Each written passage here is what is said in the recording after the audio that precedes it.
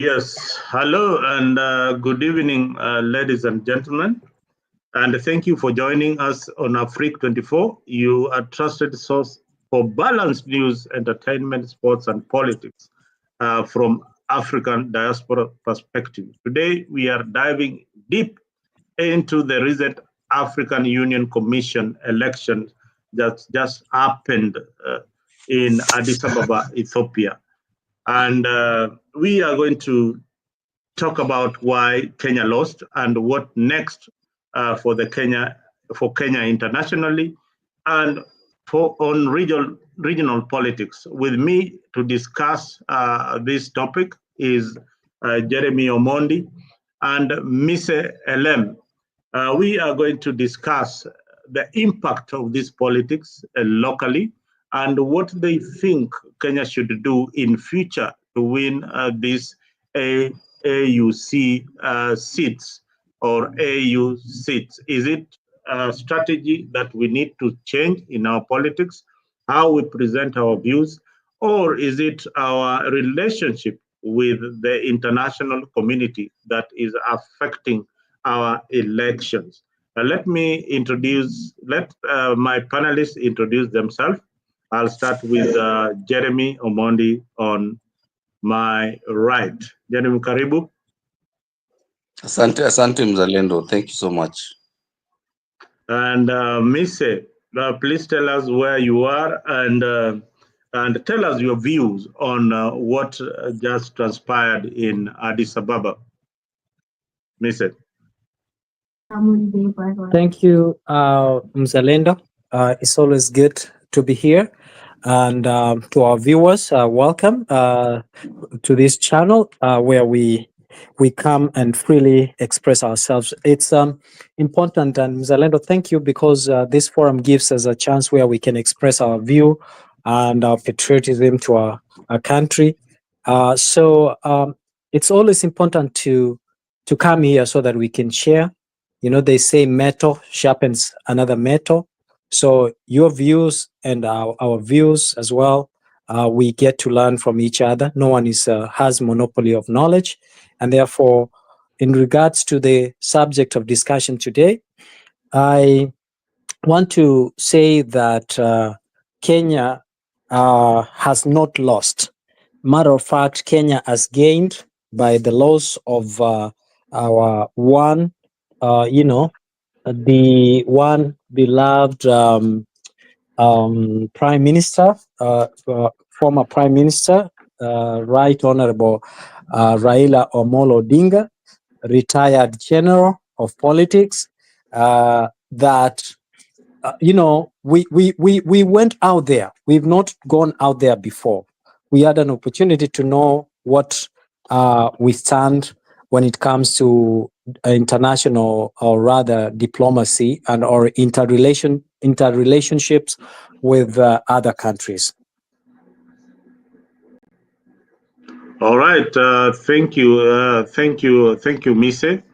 Thank you very much for your opening remarks, and maybe to hear something from Jeremy. Mzalendo, thanks. Thank you. Again, I echo Mrs. sentiment. I think this is a good platform for us to exchange ideas and share our experiences and everything like that. I agree. We didn't lose as a country by our representative not clinching the AUC seat.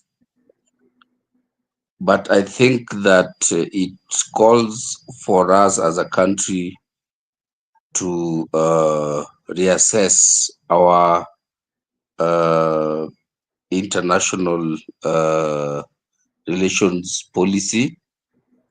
We need to look at our foreign policy and assess it and see where we are, because to the best of my understanding, even as we speak today, we don't have a comprehensive international foreign policy as a country. We are just struggling, going here, going there, going here. And I think that going back into, because remember that we had Amina Mohammed run for the AU chair in 2017 and lost largely because of geopolitics. But this one specifically for AUC chair, I think that in the run-up to the vote, there are a couple of very glaring foreign policy mistakes that Kenya made. Some maybe not intentionally, and at the time when they were made, were not even related to the election itself. But then, when we get to the election now, we realize that those things that we did 3, 4, 6 months ago are now the things that the swing votes considered in deciding whether to go with Djibouti or to go with Kenya. The most glaring of those foreign policy bloopers are one, the stance of Kenya at the height of the Gaza conflict. You remember that immediately that happened, our president sent out a communique standing with the Israeli government that Kenya stands with Israel to condemn terrorism and things like that, only for that to change a few weeks later to where almost half the international community is,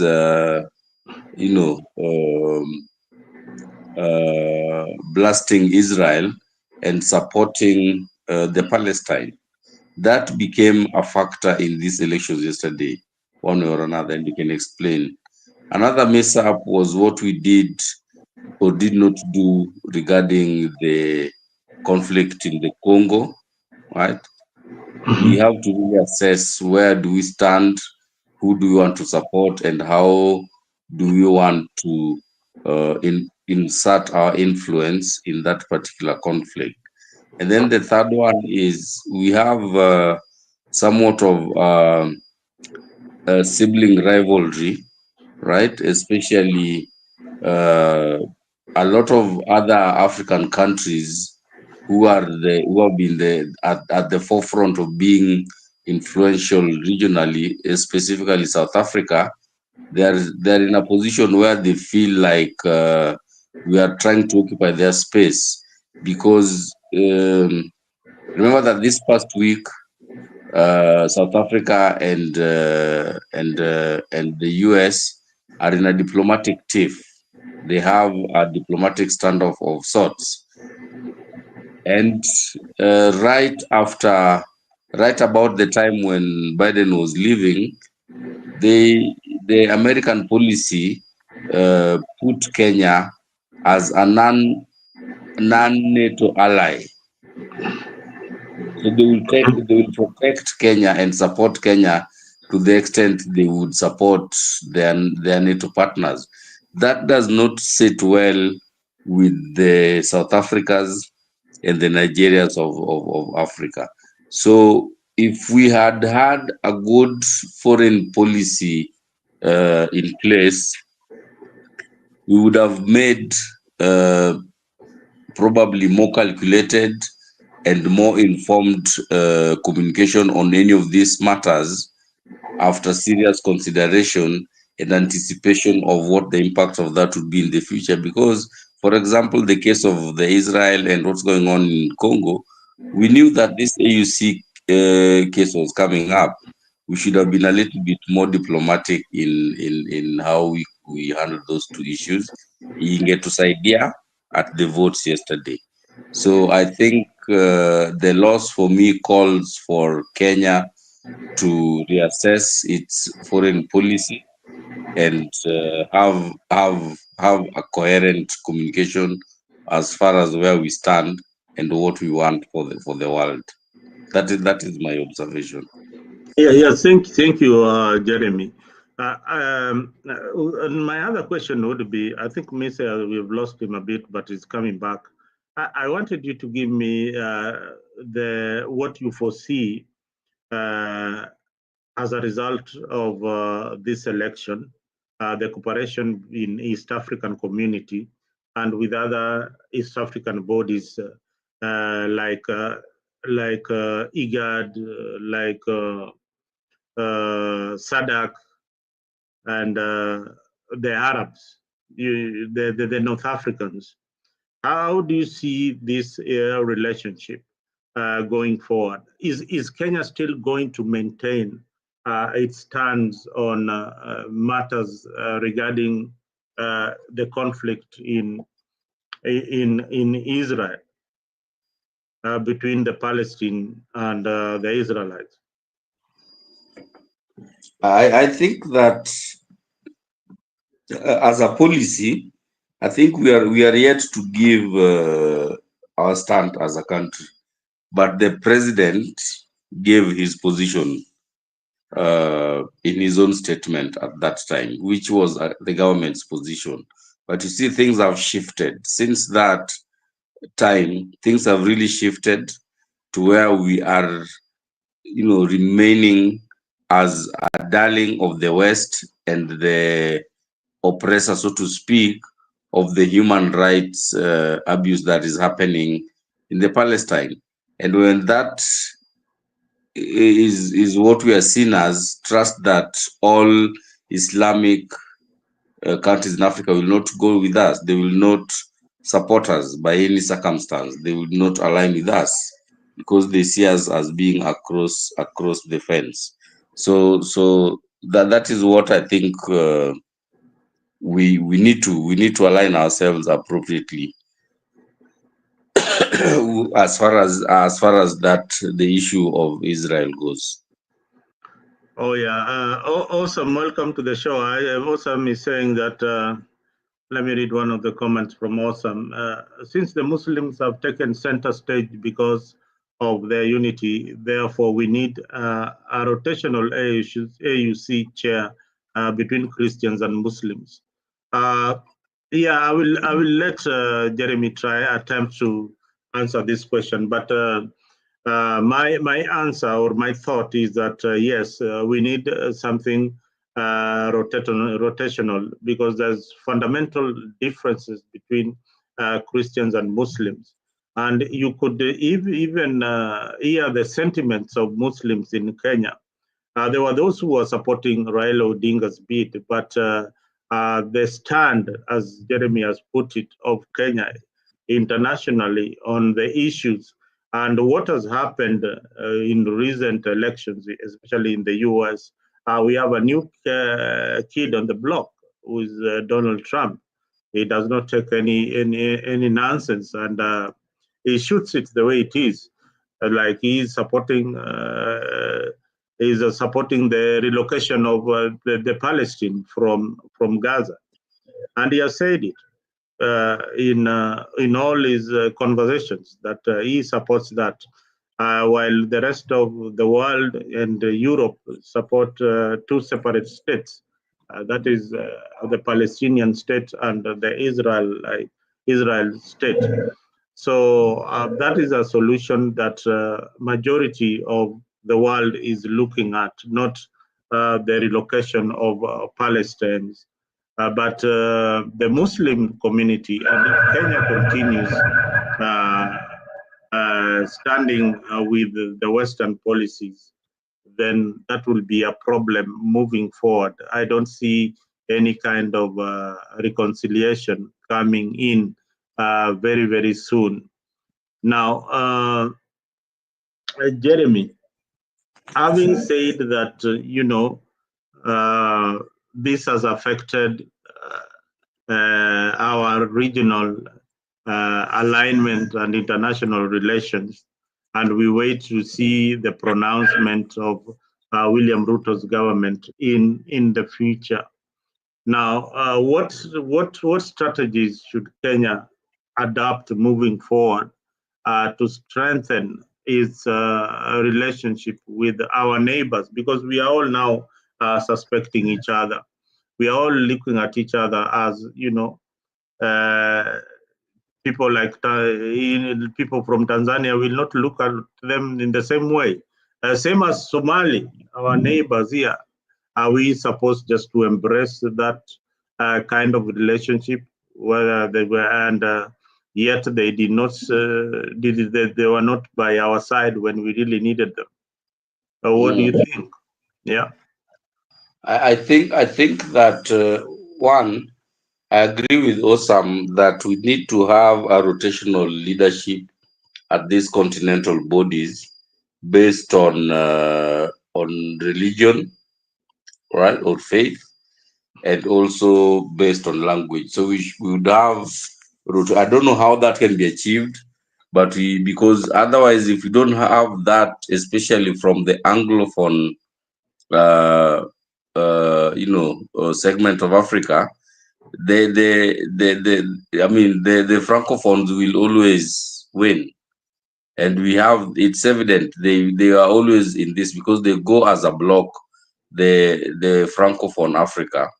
So we need to find a way that the language is a factor in the rotation, but then also the religion becomes a factor, so that we don't end up with this kinds of situations. Otherwise, the Anglophone Africa, we will never win any of these posts. It will be a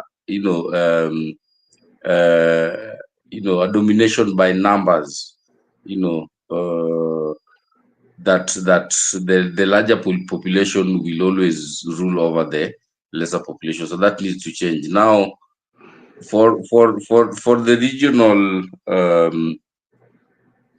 integration, I think that Kenya needs to take the leadership role in the East Africa community and consolidate everyone, and have us all speak with one voice, then use that strength in numbers to form alliances with the likes of SADC and the rest.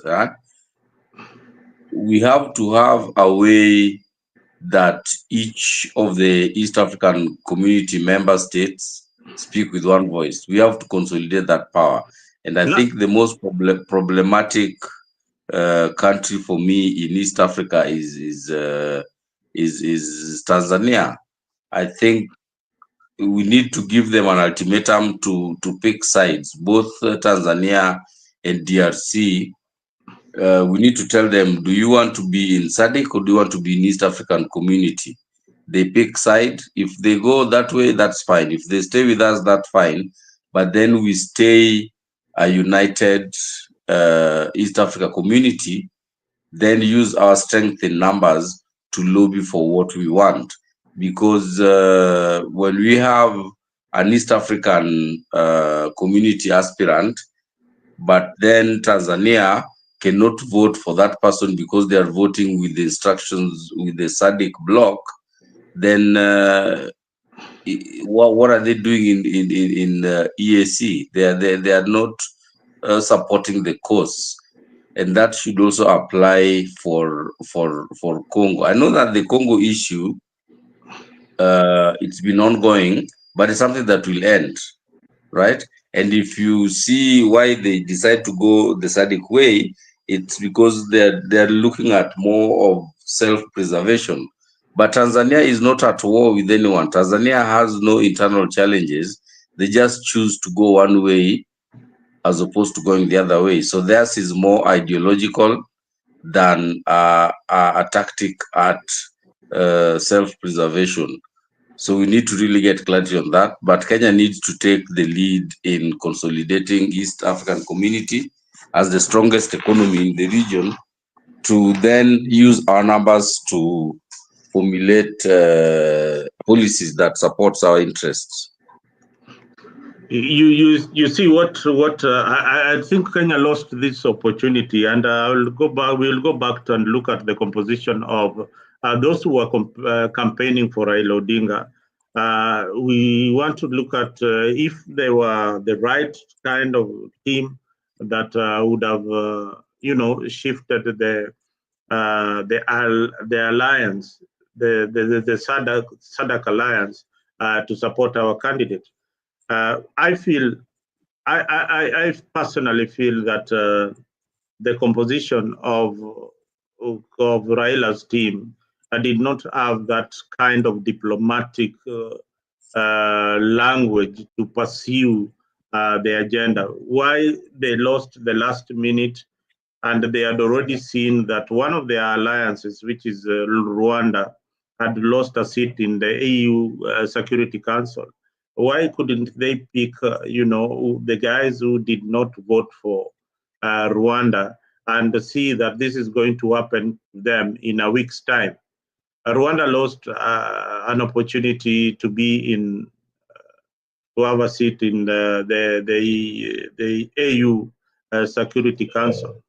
They lost that seat, and the same scenario, the SADC and ECOWAS ganged up against Rwanda, and they lost that particular seat.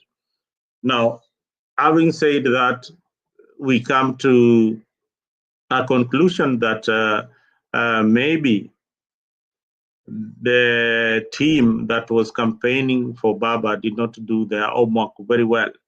They did not really capitalize on the happenings in the elections that happened a week, or they did not read from what had happened to Amina in the previous elections.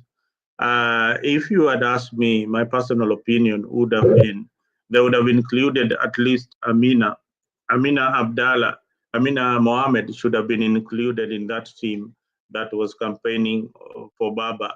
I don't know why they left Amina out in that team, but I think Amina would have been more strategic and more diplomatic in her approach. And being a Muslim, she should have known the best way to approach this election. In Baba's team, we did not have any Muslim. So I think that could be just my thinking that could have also impacted them greatly, because they didn't learn from Uru's mistake with Amina, and it is the same thing, the same vote that kicked out Amina Abdallah, despite Amina Mohammed, despite having the influence internationally, regionally. Amina lost the elections. Oh, Jeremy, what do you think about the composition of the team? I think you are right. We really needed to have a strong team that commands respect across the continent. People that understand how these things are. Even if they needed to hire someone, I think they should have done it, because I'm not so sure how much international diplomacy, expertise was in the team. When I look at the CS, what's his name? Kinge or something, that guy, I don't know how much, because he made a mistake when Sadiq sent that last minute memo to their members to toe the line. He rubbished it. He should have actually taken the opportunity to respond to that letter very differently. So I think also, even at the time when when the voting was going on, from round 1, round 2, round 3, we should have had serious lobbying in the corridors of power of the countries that we really wanted to have voting with us. I think that we were not able to do that successfully, and that's why the votes that the Djibouti guy had all went the other way. It did not come for us. So I think the team was wanting. The team, I don't think it had the requisite expertise in international diplomacy and politics. If we needed to hire, we should have probably hired somebody as idea. But I don't think the team was strong enough. Now, let me read you the lineup in Raila's team. We had Elkanah Odembo. Elkanah Odembo is a seasoned diplomat. Then we had Sigoi Koril, Principal Secretary in the Ministry of Foreign Affairs and advocate of the High Court of Kenya. Then we have this Raila's friend. He never misses anywhere. I don't know what Raila did to this guy. Makau Mtua, Professor of Law and Legal Expert. Then we had Mahmoud Maalim, a former Executive Secretary of Intergovernmental Authority, IGAD. Then we had a lawyer, Anthony Okara. Then we had Nancy Karugu. Karugu is a former deputy governor of Nyeri. Then we have Pauline Njoroge. Pauline Njoroge, we all know as a blogger. So she was the digital strategist. I don't know what role that he played in informing us about the politics. She didn't do a good job. Then we had Raymond Omolo. Of course, Raymond is the PS in internal security. Then we have Musalia Mudavadi, Prime Cabinet Minister, Foreign Affairs Minister, responsible for campaign supervision and budgetary. So he was in charge of the budget of Raila Odinga. That was Musalia. Now you look at this composition. Do you see the diversity in them, and could they have brought? Are they people who would have made a difference in the eyes of countries like Nigeria, or Morocco, for instance? How would somebody like Raymond Molo or Professor Macau, have persuade the rest of Africa to vote for their candidates? You see the possibility. And that PS for Foreign Affairs corridor, I don't know how much respect they will, and that's where I think that Kalonzo did a very good job during Uhuru's tenure doing this shuttle diplomacy thing. He should have been there. I don't know if they asked him, but he refused. He should have been part of the team. That is one. Two, on full time, his job would be just to run around and talk to these people and convince them and understand what their concerns are and what would make them not vote for Raila or what would make them vote for Raila. I don't think Mudavadi did that a lot, considering that he's also having his portfolio in the country. Three, I think that we should have tapped foreign talent from these countries, the Muslim or Arabic Africa, from the Francophone Africa. We should have looked for exactly. We should have had that kind of diversity. Exactly. You brought a very important point. We should have had that diversity. We should have had somebody from ECOWAS in Raila's team. We should have had somebody from SADC in Raila's team. So that they know the terrain better than us. I think that is a very, very important point that this team missed. Exactly. They left it. They left it for Kenyans, and you're bringing in somebody like Raymond Omolo. Yes, I understand his portfolio in the Kenyan government. In the Kenyan context, is powerful, but do you think he's somebody who can call into another country and his name will be like, oh, Raymond wants to see President so, and they would listen and they'll give him time? I don't think so. No, he will not be taken seriously. I don't think he will be taken seriously. I think Mudavadi would have been replaced by Uhuru Kenyatta. Mudavadi's position would have been replaced by Uhuru Kenyatta. But I have a strong feelings, and maybe the viewers or the guys in the comment section can tell me. Uhuru Kenyatta never wanted Raila to go for this position of AUC. Not because he's jealous, but I think he wanted from the speeches that he's been making, he wanted Raila to remain in the local politics. Yeah, to remain in the local politics. And if Ruto had fronted Uhuru as the candidate for this position, do you think Kenya would have got the position? But you see, Ruto didn't front even Raila.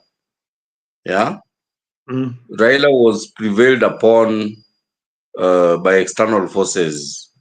Olusegun Obasanjo's of this world and the Musevenis. Then they told him, let's check with the president. Then they told the president, no, we have this opportunity that East Africa can send someone.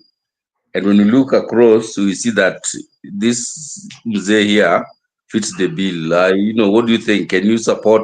Can you push? No, and Jeremy, so that the reason why you could be right and wrong at the same, right and wrong, because I don't think that Museveni fronted Raila Odinga.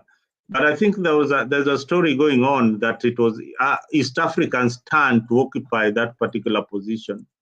Yes. Yeah, I remember initially it was perceived that it is now the turn for East Africa to occupy this particular position. Yes. And I think it was just a wishful thinking. It was not cast and it was not discussed anywhere. So, and then we also had stories that it was discussed. Did you ever guys hear something like that? So maybe you haven't seen it, but there is an interview. I'll look for it. If I find it, I'll share it with you. Raila himself saying how the whole journey started, right? So yes, there was that perception that this is the opportunity now for East Africa to have someone step up in this place, right? So the first person to talk to Raila about this was Obasanjo. Okay, then Obasanjo talked to Raila with this, and then asked Museveni across the border and said, "Bwana, what do you think? Do you think this would be a good thing? Can we put ourselves together as East Africa to fuate hii maneno? Because Tanzania is over there, so he didn't go to Tanzania to consult. Now, out of that discussion with Obasanjo, that is the day afterwards that Museveni called Ruto and Raila, and they went kuchunga ng'ombe huko kwa Ruto, kwa nani, kwa Museveni. Now that day, when you remember that picture came out, that's what they discussed, and Ruto said, let me see. I think it's a good idea. Then when Ruto came back and he considered what this could mean for his local politics, he said yes very, very quickly. And he said, now let's go. Then now that's where Raila now then, put his word out, and then the rest is history. So the whole thing started with actually Obasanjo telling Raila, this thing is here and it's the turn for East Africa. I think you can try this. And then with the support of Museveni, that happened. So I'll look for the video. And this one in Raila's own words saying what happened, so that you can see. Oh, okay. I didn't get that. My son, nice to see you. What are you saying? And it was Musalia that proposed that it was East Africans' time. They planned to give Raila to get him out of national politics. So according to Mason, then that was Musalia's plot. And I also had PLO. I think we've seen this clip of PLO Lumumba saying that, okay, fine, if it is a plot to get Raila out of politics so that he can occupy that seat, PLO Lumumba said he's not going to support it. PLO Lumumba would have been a better candidate that would have definitely won. Yeah, I think PLO is one thing. When an opportunity like that comes across, and the president is the one who is supposed to endorse the particular candidate who is going to occupy that particular seat. I think we need to scratch our heads and look around. Who is the best candidate? Who is best suited for this particular position? And not look at our politics. Look at the person who is best suited. But in this case, Raila, looking at his experience, not his age, his experience, what he has achieved locally. And then they settled for Raila.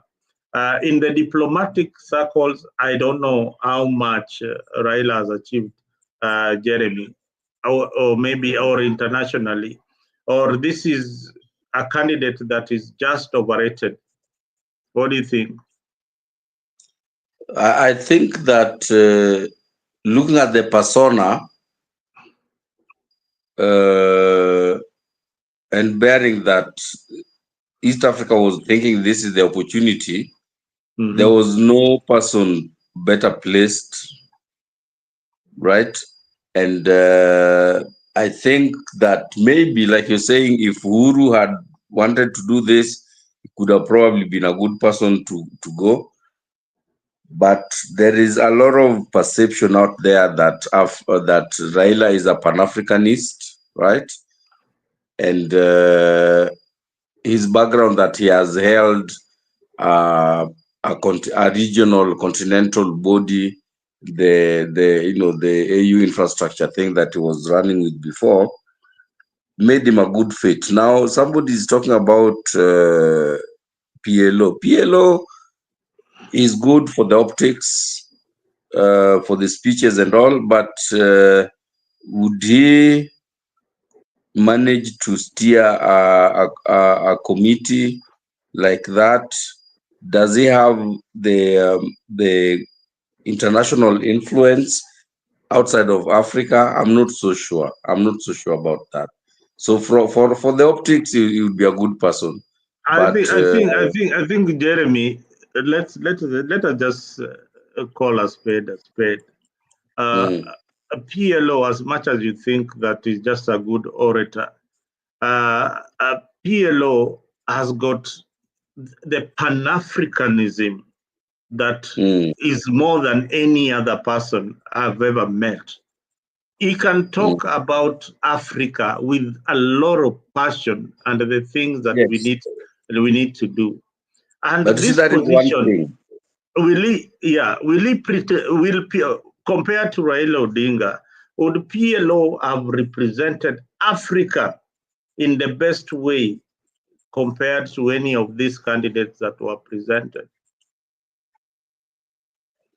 And that's the point. That's what I'm also trying to understand myself. Now, like I said, for the optics, the speeches and the eloquence and all, PLO is very good. But in terms of steering that committee and making it, an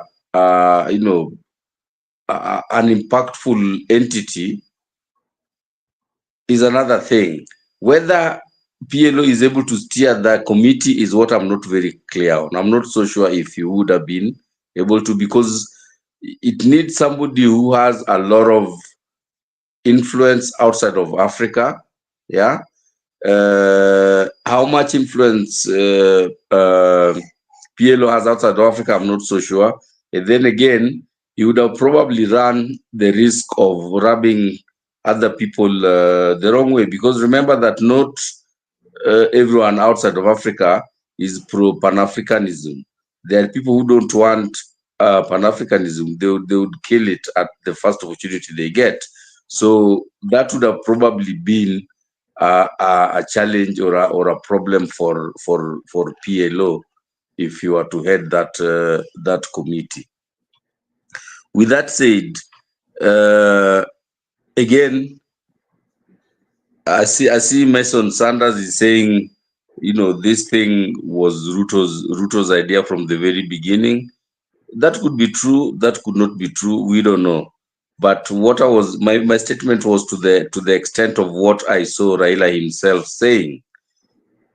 But I think that if it was Ruto's idea from the beginning, I don't think you'd have gone round to the Musevenis and to Obasanjo's and all. You would have just straight up and said, talked up to Raila and told Raila, I want Kenya to get this, and I think you are the person. Let's go. Let's go. So I tend to believe Raila's statement of how his journey to the AUC election began. That it came from Obasanjo first. Then now they consulted. They consulted and got to where we are.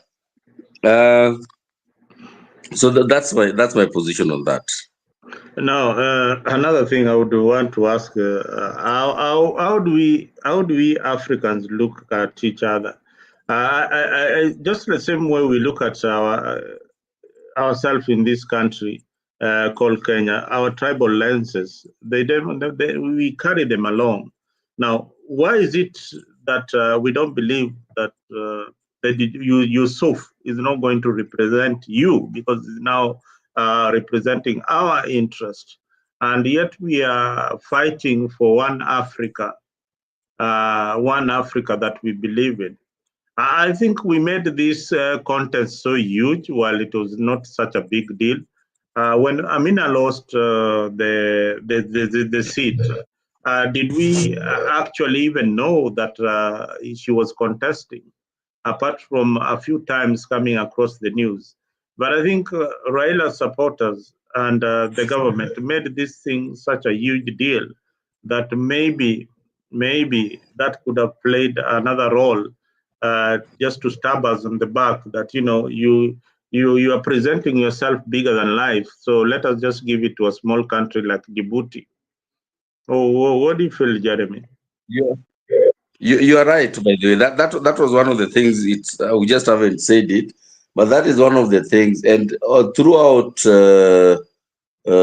Friday, Thursday, Friday, Saturday, when we're seeing MPs trooping to Addis and all this pomp that they were showing, I kept asking. I think even on this group, I asked the same.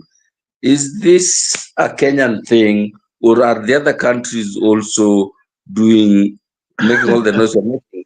I just didn't know how to reach to the citizen guys, but I wanted to challenge them to then go to the camps of the other contestants and tell her, what do those camps look like? Where are they? Do they also have the MPs, singing Tawala Africa outside the AU headquarters and things like that?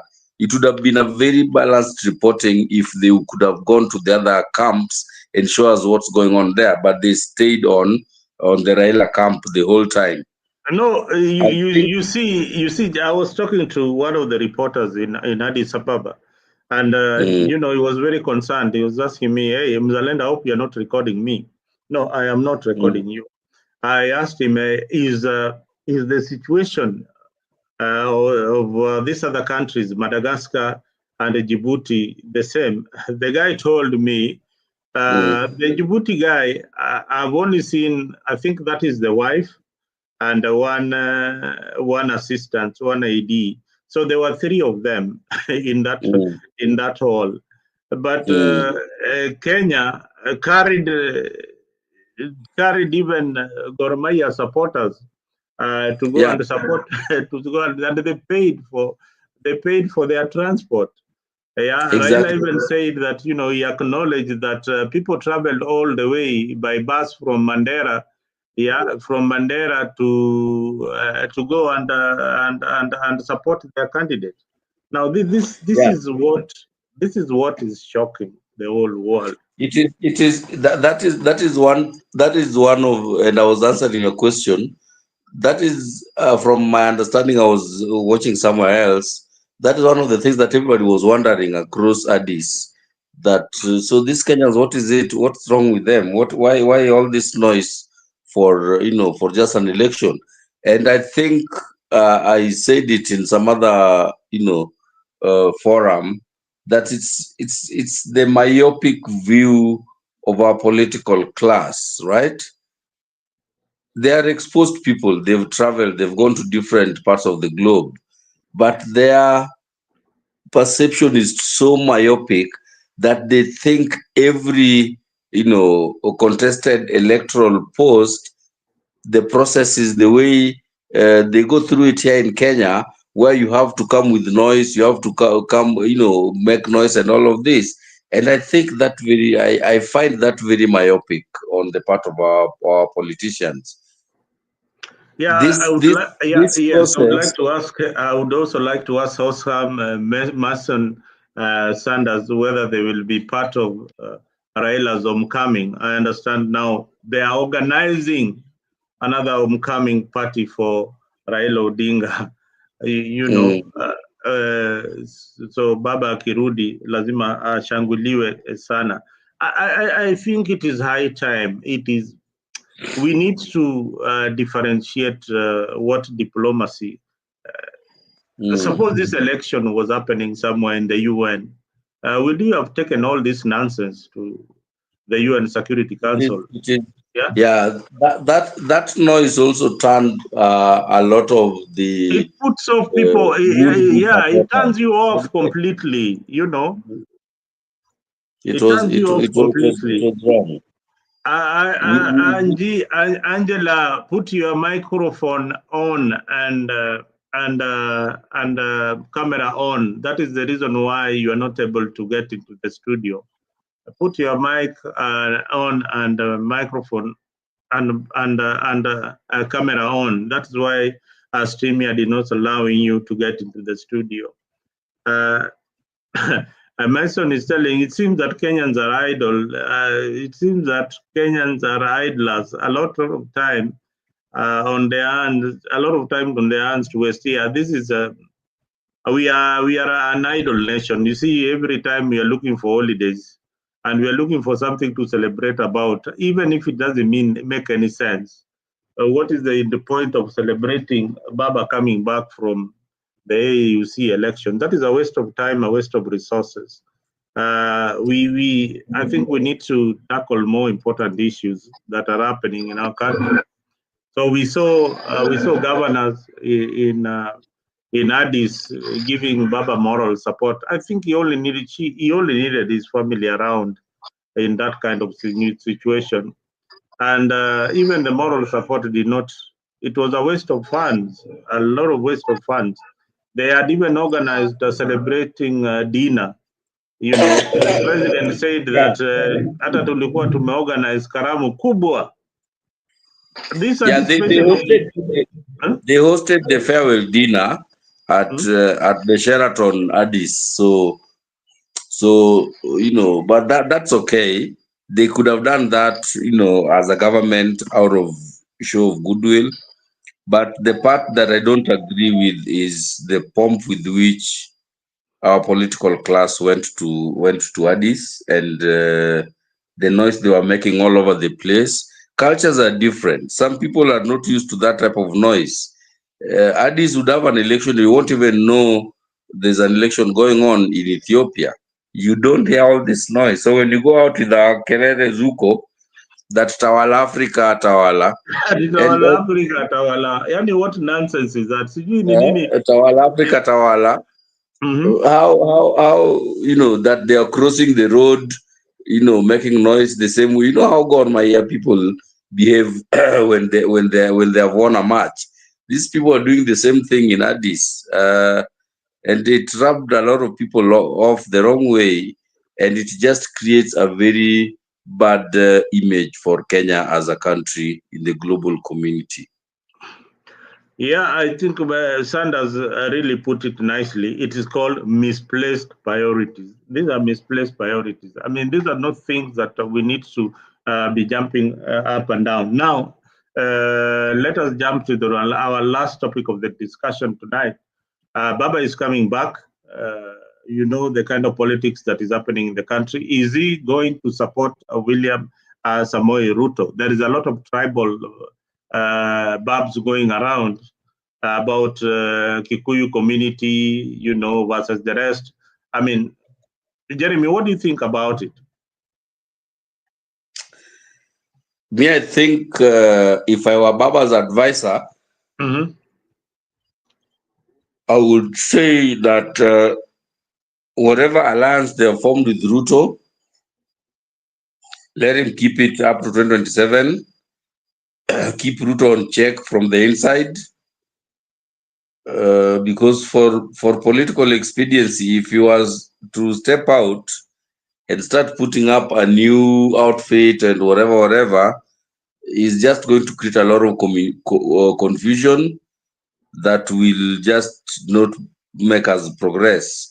Akae hapo akimbie na Ruto, let them go, because whether he goes with Ruto or whether he doesn't go with Ruto, I have serious confidence that Ruto will still go back in 2027, whether cleanly or whether by hook or crook.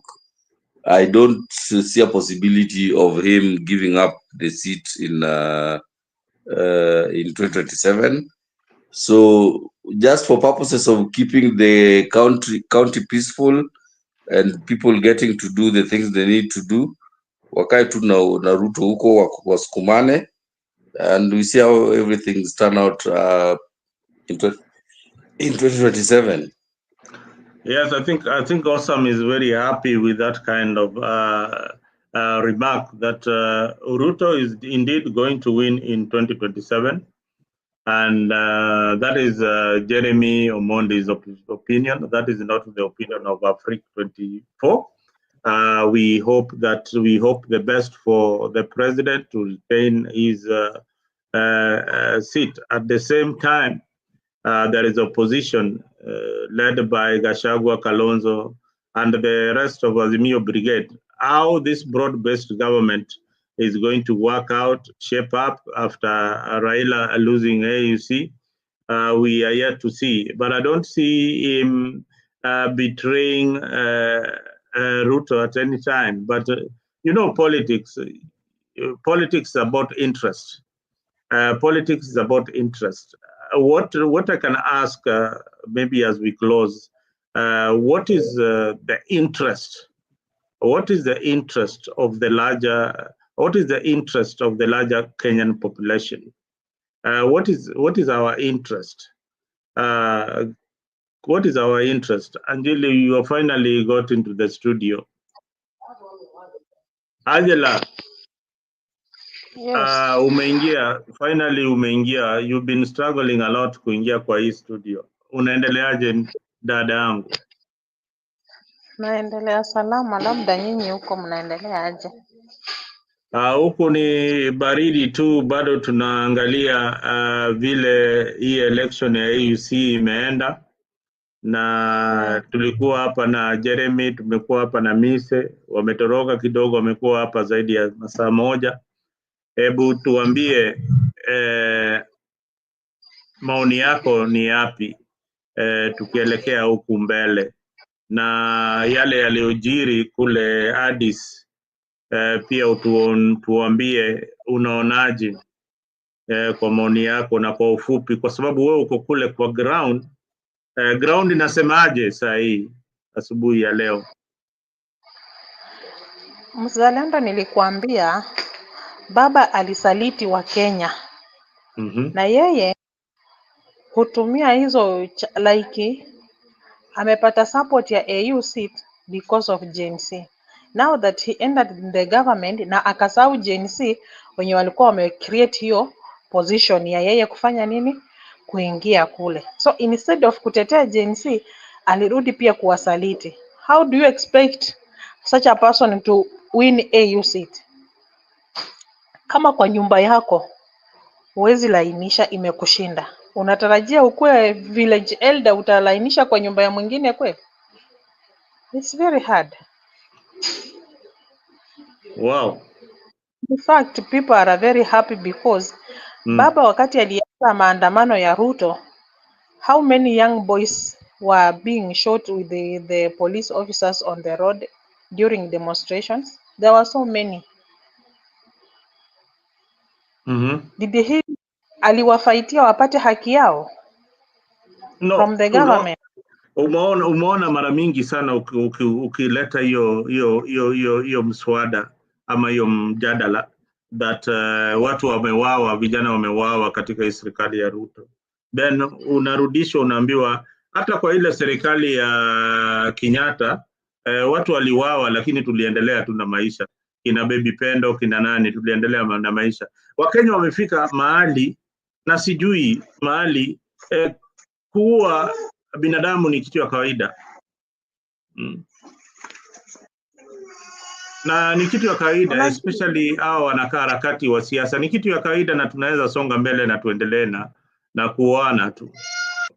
Unaona mimi ama mimi ndio naona vingine. Mzalendo, unajua what Ruto did? He never wanted Raila to be in Kenya. So he was trying to use all his means to chase away Raila from him, but ika backfire. Unaona? Alafu Ruto, you cannot expect like the Djibouti man. Uliwahi muona mahali campaign? Hakuwahi kuwa na campaign. Huyu jamaa hata sikumuona mahali akikampaign. Nilisikia mahali kuna wakati alikuja Kenya. Nilisikia rumors alikuja Kenya pengine kuitisha kura. But I was in Kenya for a while, for some time. Ilikuwa tu ni rumors. Amekuja Kenya, sijui kama ilikuwa ni ukweli ama ilikuwa ni uongo. Then hukumuona mahali akikampaign because alijua ni mtu ako na msimamo ya kusonga mbele, lakini Ruto alikuwa anajua hana msimamo, zile vitu anafanya zinaweza mumwaga. That's why he was moving all around kuharibu pesa by the way, kabla hata tuendelee mbele, Andy huyu unamwona pale yuko katika Kenyatta National Hospital, na akona mtoto akona kansa. Ukiwa uko na ukarimu, na hapo naongelesha Gypsy Kona, Awesome, Mason, Jeremy, Andy akona mtoto akona kansa pale katika wodi ya Kenyatta National Hospital. Kama unaweza mwangushia hata shilingi moja, hata shilingi 20 hivi ya maziwa, unaona huyo mtoto analia pale kwa background, huo ni mtoto wa Anji. Na cancer is very very expensive, na anapenda sana kuongea mambo ya siasa ya Kenya, ingawaje yuko katika ward pale. Kama una uwezo wa kusaidia Anji na uko pale katika uko hapa katika, ama you are watching us from various platform, tafadhali nitaweka namba ya Anji hapa. Anji, tafadhali sema ile namba yako tena ndio niweke hapa. Ule mtu anaweza kukupatia support, akutumie hata ka shilingi moja direct, kwa sababu matibabu ya cancer especially mtoto mdogo, na pia waelezee what you've been going through from the horse's mouth. Kuambie tu kidogo hali ya mtoto kule Kenyatta. Meanwhile nipatie namba. Namba yangu ni 090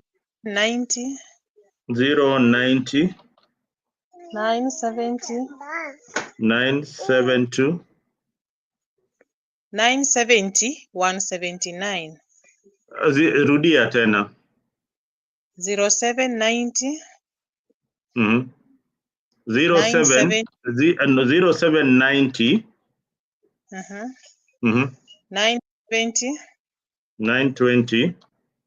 970 not 20 970 179. 179. Wacha nirudie. 0790 970 179. Ndio? Yes. Yeah. Angela, jina ni Angela? Angela Nanjala Sindani. Angela Nanjala. Hebu tuelezee hali ya mtoto dakika tu moja ndio tuendelee na mjadala.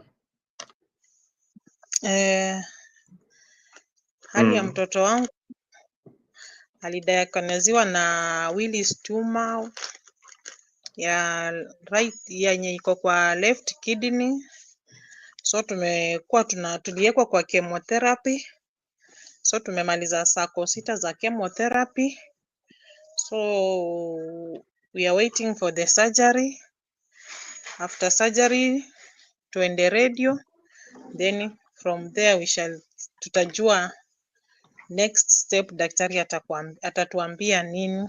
Ati amekuwa kwa dawa, ziko na changamoto zake, lakini nashukuru Mungu, maana hata pia hizo dawa kumaliza si rahisi.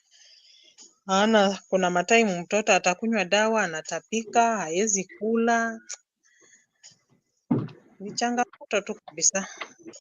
Unaona hizo madawa hadi zina fight platelets, zina fight damu kwa mwili. Unapata mtoto hana damu ya kutosha kwa mwili, hana platelets za kutosha kwa mwili, hana neutrophils za kutosha kwa mwili. So sio safari rahisi, ni safari ngumu, na pia inahitaji bila pesa. Sasa like upande wa chakula lazima ukuwe na pesa. Kuna madawa hakuna, utanunua. Kuna vitu zinatafaa kufanywa hapa hawafanyi, inabidi uweke mkono kwa mfuko ndio ufanyiwe. So sio rahisi. Okay guys, ukiwa uko na moyo mkarimu, kama unaweza tumia Angela hela yoyote tu, hela yoyote, ujui kesho ni mimi, kesho ni wewe. Kuna mtoto, is he a son or a daughter? I'm sorry. Daughter. Angela's daughter, sorry, I'll correct that. Angela's daughter is suffering from cancer. She has explained it to you out there. I've given you a number there. Anything that you have, please mtumie Angela. Angela, biashara ile anafanya ni kuuza miogo. Yeye huuza miogo, na we have covered a story here many times. Anauza miogo mzuri sana pale Kariobangi na anaishi Dandora. Tafadhali, this is a single mom. She's asking for your support, any kind of support.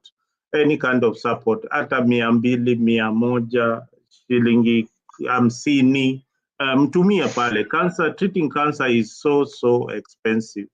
I've gone through this and I can tell you it is very expensive.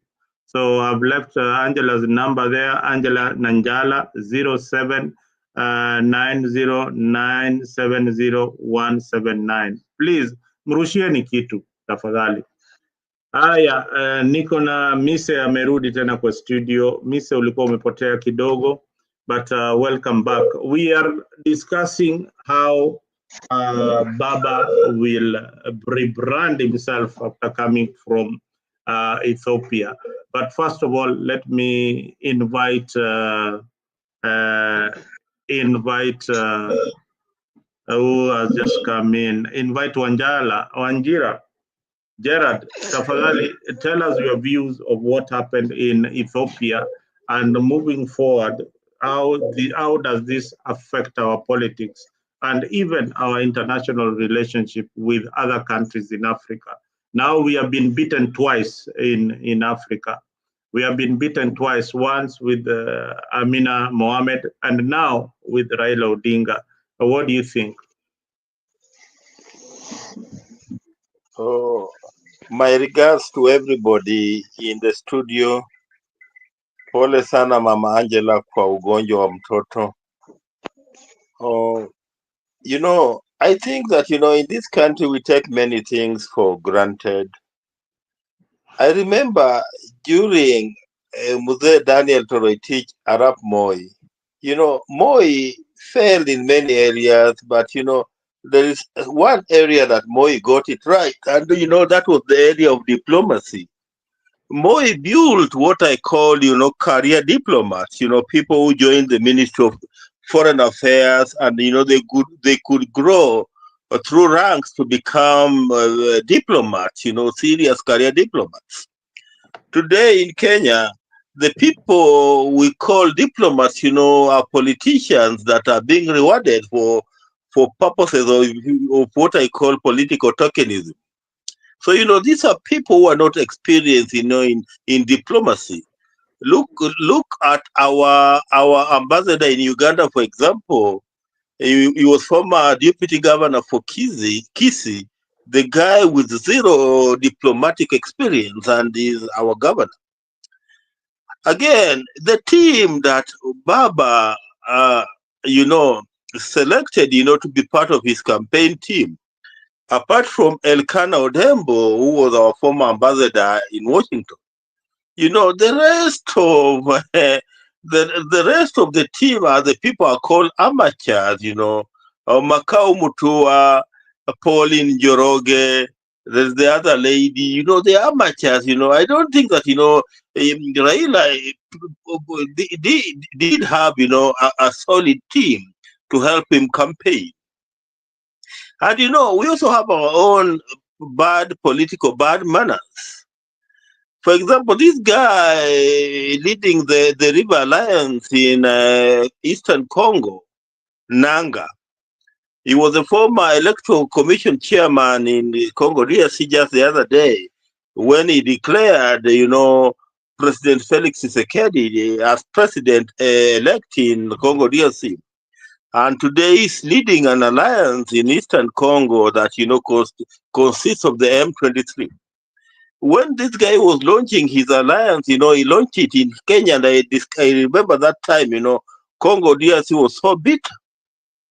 So, we have gotten many things, wrongly. And, all those things that we have gotten wrongly have impacted on Raila Odinga at Addis Ababa, could be the reason why he lost. Could be the serious reason why he lost.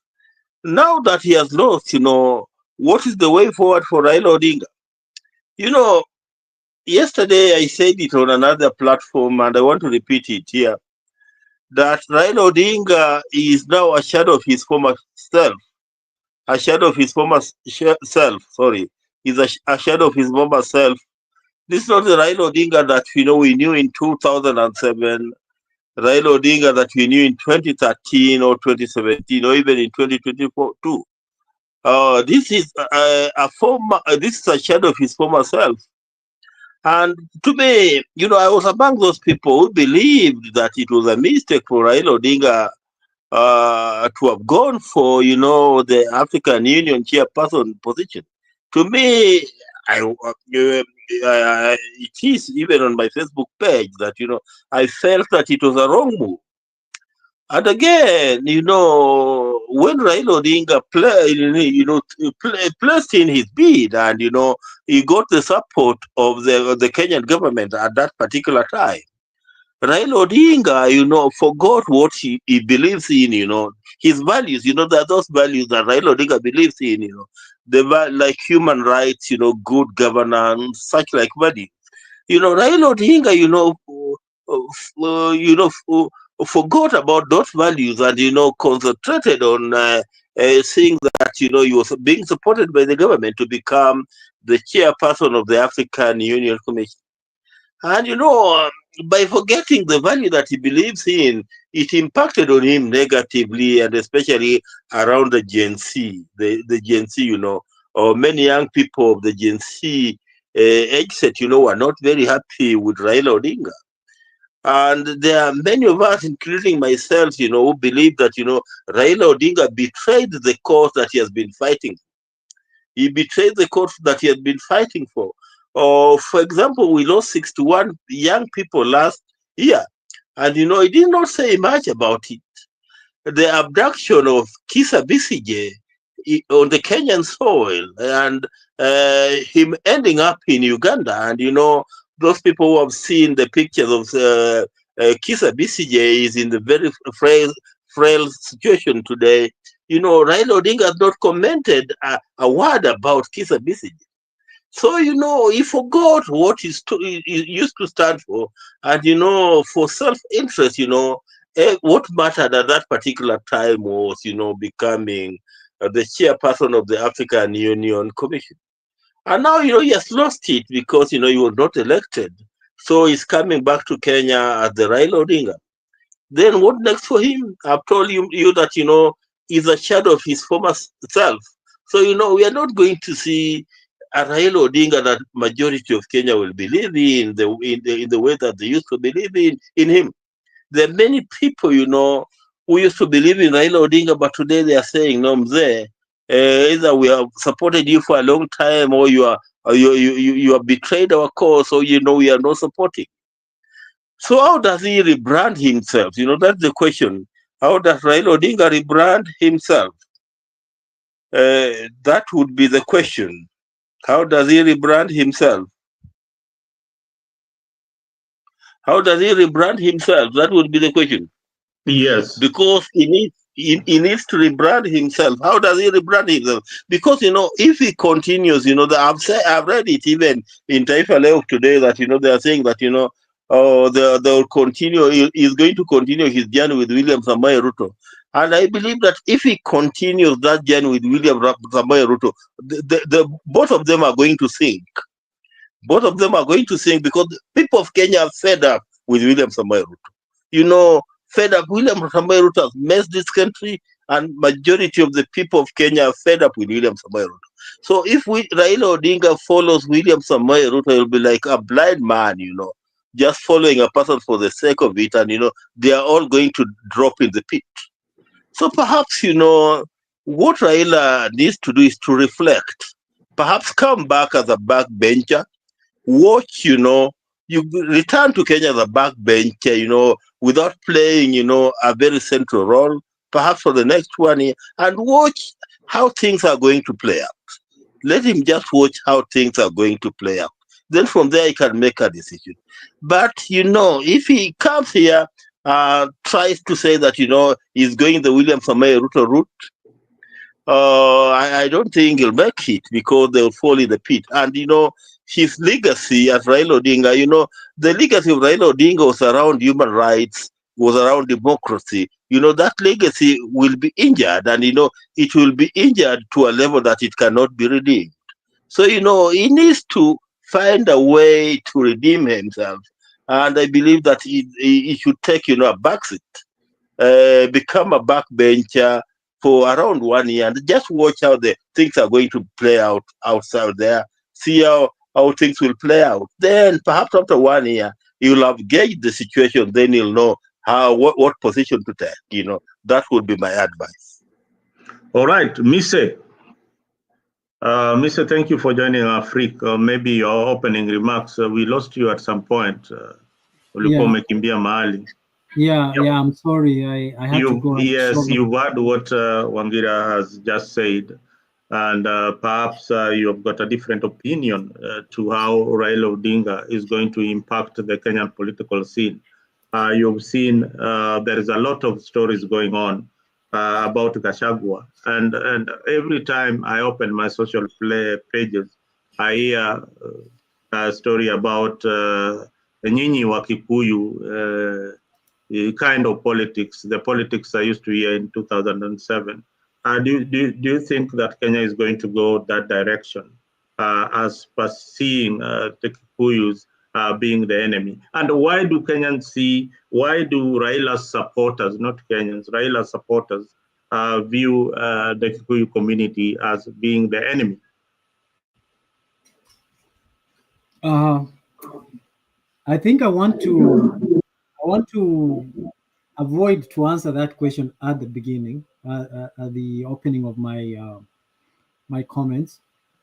I just want to go to what to dwell on what Gerard has said, that Raila Amolo is not a shadow of his former self, or either is a shadow of his former self. What did you say?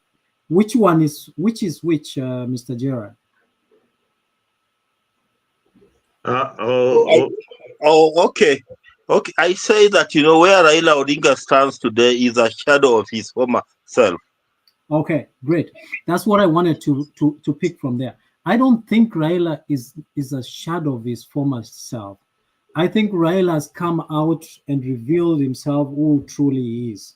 He was in darkness for the longest, to the extent that Kenyans believed in him as a true champion of democracy. And as a result, we have always believed that Raila Amolo Odinga championed for things that are beyond what we think. Here, let me break it down. Raila Odinga has always had a chance to win elections, but has never won the elections. Among the people who have derailed development and true true mentorship of young people or young leadership to take the country, our country to another level is Raila Odinga is among, and I'm not accusing him, because it's about time that he would have exited the stage of politics to allow other new people to come who are well versed in terms of the changes that have the evolvement that we have seen over the period of time. What would Raila Odinga tell us about if he was the president, for instance? What would Raila Odinga understand about technology? Because how well versed will he be? How versatile is he in adapting to new technology, in science and in innovation? That's the way I look at it. There comes a time, I take an example of my mom. My mom was a copy typist, and over a period of time, and she had very good command of language of English. But over a period of time, when I listen to her, I see that it is trailing, it's going away. And that's the way I'm looking at our leaders. It's they need to reach a point where they need to exit the stage to allow other leaders who are energetic, who are innovative, who think outside the box, who have versatility in terms of relating to every level of people. Because as you age, people around you will take advantage of you. And we saw that as a classic example, like United States had an older president, and we had that challenge. As an older president, there are certain things that he was not able to make independent decisions, and therefore people around them tend to take precedence and either may either mislead the nation or do the country justice. So that's where I begin. The second thing I want to say is that Raila went to AU at the wrong time. The timing was wrong when Kenya was hurting. There was an invasion of parliament by the GNC, which meant that locally we had our own problems. There is no way you can go out of your home and family to try and resolve families or issues that belong to other family before you resolve your own family issues. We had people, our young people lost their lives, abductions, poor leadership. The country is hurting. People are going without food. Healthcare is hurting. Infrastructure is drailing. This is a time when you're going out of the region, out of your own jurisdiction, where you failed to also implore other leaders to come together and be part of a solution making, as opposed to looting the country. The level of corruption heightened at this time when, as soon as William Ruto came to office, the level of corruption went high. Many projects stalled. Empty promises. What did he do? These are some of the issues that one who goes out of his region would have wanted to address. When the GNCs raised pertinent issues around the finance bill, what did Raila do? Instead, he played and sided with the government because he had his own self-interest to be sponsored by the government to advance his agendas to the AU. Now you're going to the AU with your policy or with your ideologies on how you want to improve the region, when you have not improved a region within the AU. So the other thing that I did not appreciate Raila going to AU is that Raila would have gone in the first place, Raila would have distanced himself from William Ruto, but he was so much within the Kenya Kwanza government to the extent that he appeared to have been sponsored or being brought to the AU table by one William Samoei Ruto. How are the nations around Africa looking at William Samoei Ruto? Are they embracing him, or are they looking at him as a perpetrator of human rights or an oppressor of human rights? So because of that, it didn't sit well with other nations by Raila being sponsored and presented to the AU table by one William Samoei Ruto, who has no morals within the nation of his own origin. So that is the way I'm looking at it, and I'm thinking this win by the other foreign national who clinched the seat of AU tells Kenya many things: that we need to fix our home, we need to fix our country. We were respected within the East Africa and Africa as a whole, but we have begun to lose that respect over a period of time because we are recycling leaders. Same year, every election period, we are recycling leaders who are not yielding any other different results, but coming in with empty results, with self-interest, without the greater benefit of the nation. Thank you. Yes, Jeremy, I hope you're still around. You've heard what Mr. said about leadership recycling. I don't know. My opinion in this particular matter is that I think the current leaders that we have, both in Parliament and the Senate, they've been recycled for a long time. I do think it is high time for this country to think beyond the current leadership that we have, especially in the 13th Parliament. I'm not saying that all of them are bad, but do you think that we need to change them? And what is the formula of removing these leaders from power? Do we have it? Thanks, Mzalendo. I agree with Mise and I disagree with him on some points. Yes, go ahead. The way I agree with him most is that Raila went to the AU at the wrong time, and we didn't have our house in order before he went out there. So that I agree with him totally. But I disagree with Mise on the point of, and we had this discussion before we went live, in terms of giving or grooming young leaders to come in. I mean, not all young leaders are good. Take an example of some of our current youth leaders in the National Assembly and the Senate. They are a disgrace by and large. They are disappointing. They are not leaders. They are just people who got the chance to get into positions of elective positions, and they got elected. There is so much poor behavior, poor mannerism amongst some of the youth leaders, the youth parliamentarians that we have. So I don't think that necessarily having young leaders come in is the solution.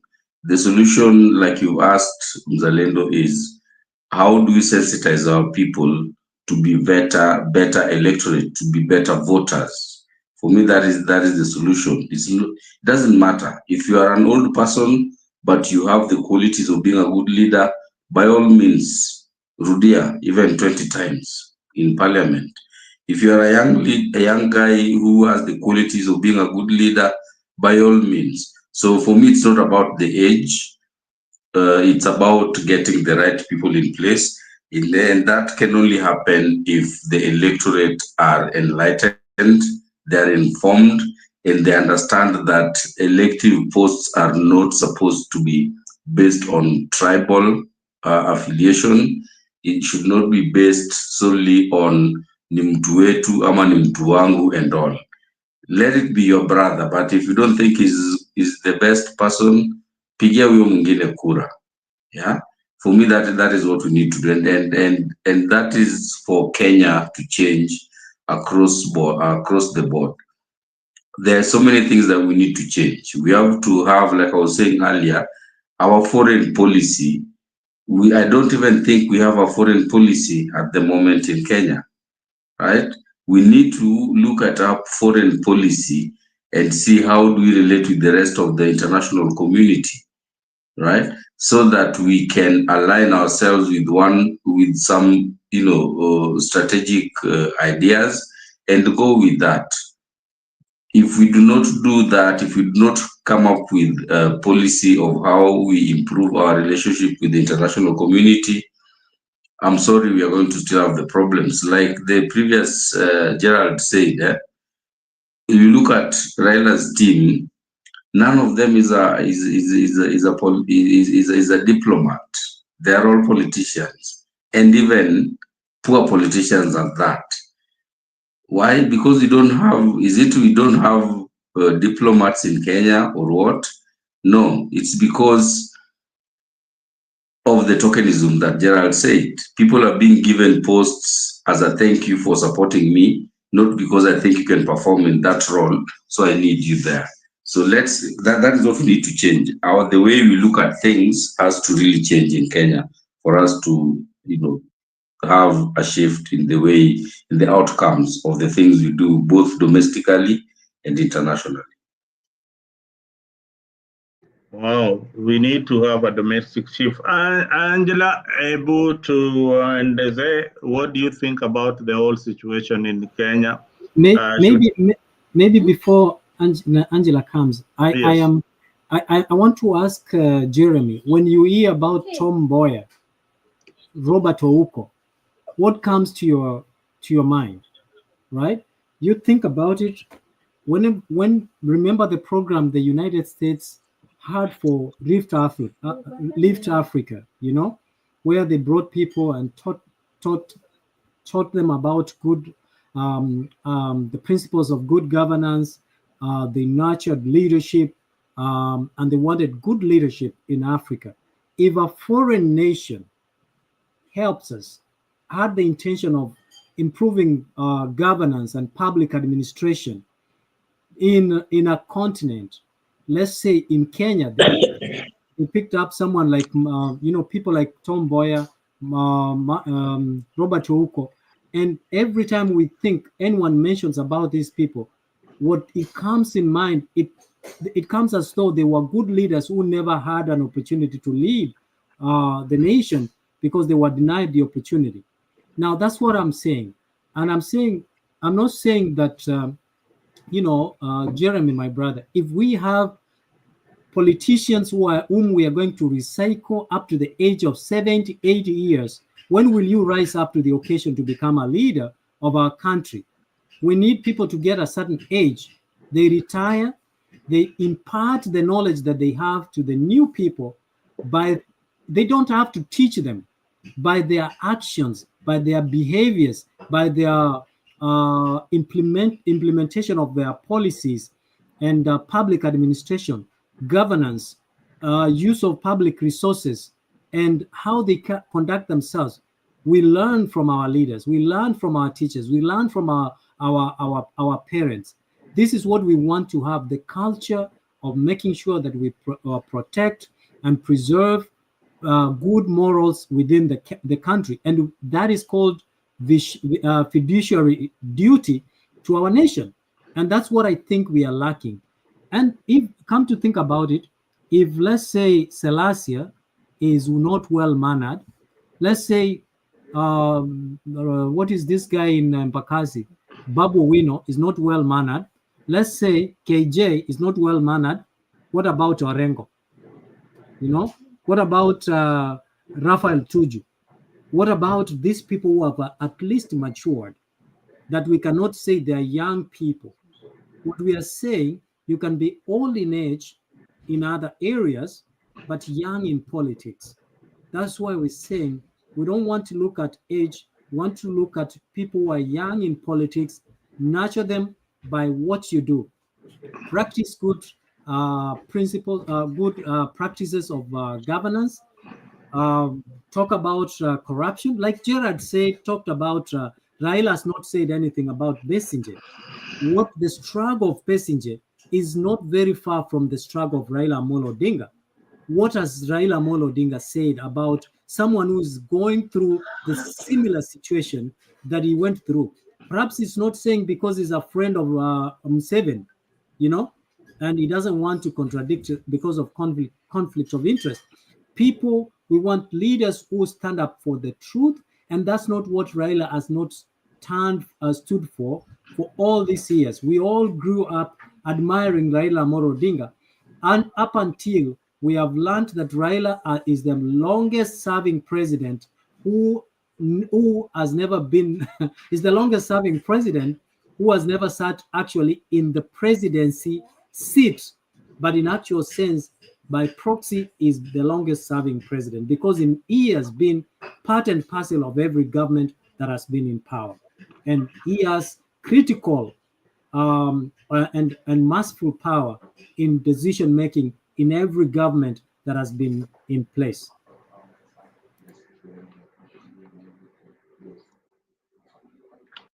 Yes, Angie, kama uko na sisi. Angela, are you still there? Inakaa Angie yuko na sisi, bado anaangalia mtoto. Guys, we are also helping Angie, who is in Kenyatta National Hospital with a daughter. So if you have any slight contribution that you would want to contribute to Angie, tafadhali mtumie katika hiyo M-Pesa number nimeweka hapo. Anything small itamsaidia kusaidia huyo mtoto wake apate nafuu. She has gone under a lot of chemotherapy treatment. So please, if you have got something small, tupa kwa hiyo number that is scrolling for Angela as daughter. The name is Angela Najala, and the number, the M-Pesa number is 0790970179. Please saidieni mwanadada Angela ili apate nafuu. Now, Jeremy, you've had Mrs. statement that these leaders, they have to have a limit, and she has given an example of the mom. But I can say that I've seen good leaders where I live, people like Pelosi, they are going towards their 90s, and they are very, very articulate on the issues that they want in government. So I will agree with Jeremy at some point that age should not be a deterring factor or a determining factor when it comes to leadership. We have seen young people who are reckless or who get into parliament and they can't even say a word. I don't know what happened to Toto Mise, this guy, a lady called Toto, who was elected the women rep for Bomet. Huyo alienda akapotea kabisa. So Jeremy, karibu sana.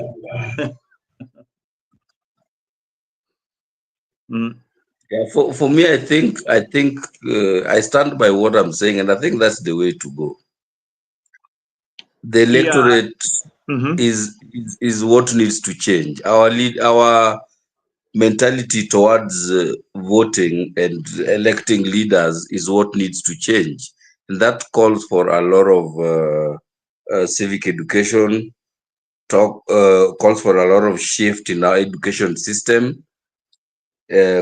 Calls for a lot of shift in the way we look at leaders, and that's why I propose that. I say that if I were to be president in Kenya, the first thing I would do is slash the salary for elective posts to near zero. Let the jobs be almost voluntary, so that when you're going there, you are going to volunteer yourself. You're not going there to enrich yourself. Yeah, Until I that think the benefits that these leaders are having should all be removed. Cars, security, those benefits should be removed. Wabaki tu na salary. Wakisha baki na salary, allowances, sitting, allowances, they should only sit. They should. They ought to go because of yeah, the but economy even of the this salary, country. but even the salary has to be really dropped drastically, so that the incentive to go into an elective post is not to make money, but to create some impact. You see, can I give you an example? You see, like the teaching profession in Kenya, it doesn't pay very well. But I can tell you that there are people who are just passionate. Yeye anataka kuwa mwalimu. And they go in there because they want to be teachers. They are passionate about being teachers. Regardless of what salaries they get, that is what they want to do. Leadership should be something like that. And Mr. When you mention the likes of Mboya and Ouko, those were true leaders. They were people that really know why they were in the positions of leadership. And can I tell you something, Mise? Maybe you are not aware. Do you know the African airlift, the Kenyan airlift program, was not a government program? It was Tom Mboya's own initiative. Him, as Tom Mboya, got out, went to the US, spoke to JF Kennedy as a person. He was not sent by the government. It was not a government project. He went to JFK as a person and said, look, I foresee a situation where we are going to have shortage of talent and our people will not be exposed. I want to start a program. Can you help me to fund it? He did it as his own initiative. Now that is true leadership. The government was not involved. The government was not consulted. Tom Mboya just went to his friends and they raised up the funds and they told him, this is how we are going to help you to facilitate. This guy is getting admission into these colleges and giving them a little pocket money during the time when they're going to school as his own initiative. And his daughter has revived it. She's doing it. The wife of Kidero. She has revived that program and she's doing it, though she has really twisted it to focus on the girl child more. But she's doing it again at a smaller scale with her own money. So that is what we call leadership. When you look at some of the young leaders in Kenya, you are even disappointed. You're like, okay, so now why were we even fighting for youths to be in leadership? Because they don't represent the change that you want. What I think is the solution for Kenya is a mind shift among the electorate. Let people understand why are we electing leaders, and once we have them in there, how do we keep them in check? If that happens, then we'll have a new and transformed Kenya. That is my opinion. Wow, you reminded me of Tom Mboya and the airlift. It was not only in the US; it was also in Canada. It is something that Tom Mboya did very, very passionately, and he Yes. collaborated with the Americans and the Canadian institutions to lift people. Yeah, 81 students. A group of, I'm reading somewhere, a group of 81 students arrived in New York on September 11th, 1959, and many followed in subsequent years. This initiative was supported by Senator John F. Kennedy, who contributed at that time $100,000 from his foundation. Yeah. This effort provided educational opportunities and also helped shape the future leadership of Africa. Now, the notable beneficiaries, years later, Wangari Maathai is a beneficiary of that lifting of students to the US. Wangari Maathai was was a benefit. And Wangari Maathai, remember, won the Nobel Peace Prize. Barack Obama Sr., who later on gave back to the president of the US, Barack Obama, was a beneficiary of that scholarship that Tom Mboya was offering. Now, another thing, Jeremy and our viewers out there, we don't have such a leader in Kenya today. Hatuna viongozi kama hao. We have got some Tumbocrats who are posing as leaders, yet they are thinking about building big hotels and all that for their families, but not for the local people. Now, Jeremy, you know those houses in California. Who has ever been to California Estate in Nairobi? Yeah. California Estate is a project of Tom Mboya, of affordable housing. Can you imagine Tom Mboya was thinking about affordable housing at that particular time? And Tom Mboya was the guy who was in charge of the labor movement. He was the Atuoli at that time. Can you compare Tom Mboya with Atuoli? Tom Mboya was in charge of the labor movement. Can you compare? And even if, Mzalendo, even if California is small, look at Homa Bay town. Yeah, Homa Bay. Tom Mboya single-handedly decided that he wants to make Homa Bay town to be. He designed everything. He designed all the different departments: health, the hospital, staff quarters; social services, the headquarters, staff quarters; forestry and wildlife, headquarters and the staffing quarters; power, water, education, everything. And he did that, even including the Catholic Church. These are visions that he had as a person, and he went out and looked for money to realize these dreams. Now, that is what you call a leader. Right now, we don't have leaders. We just have people who want to go and make money through government. Why would I want to be a good leader if I can get into a governorship like Waititu, still 5.8 billion, then I pay a fine for 53 million. That's good business. That story brings us That's to, good business. we can still, get into a leadership position. Ukikuwa governor, ukiiba 10 billion, ukipigwa fine 100 million. What is that? Yeah. What is so that? That's why, Jeremy, that's why I was saying the idea that a foreign national and of a leader of a foreign nation thinking to inculcate good governance principles and practice is in itself true leadership and service to humanity. Okay, so that's what we are lacking as a people, and that's why you look at when you look at the products of those people, it kind of shows you that yes, there could be young people who, if they are well mannered, if they are well nurtured, and they can transform our nation. Let me give you another quick example.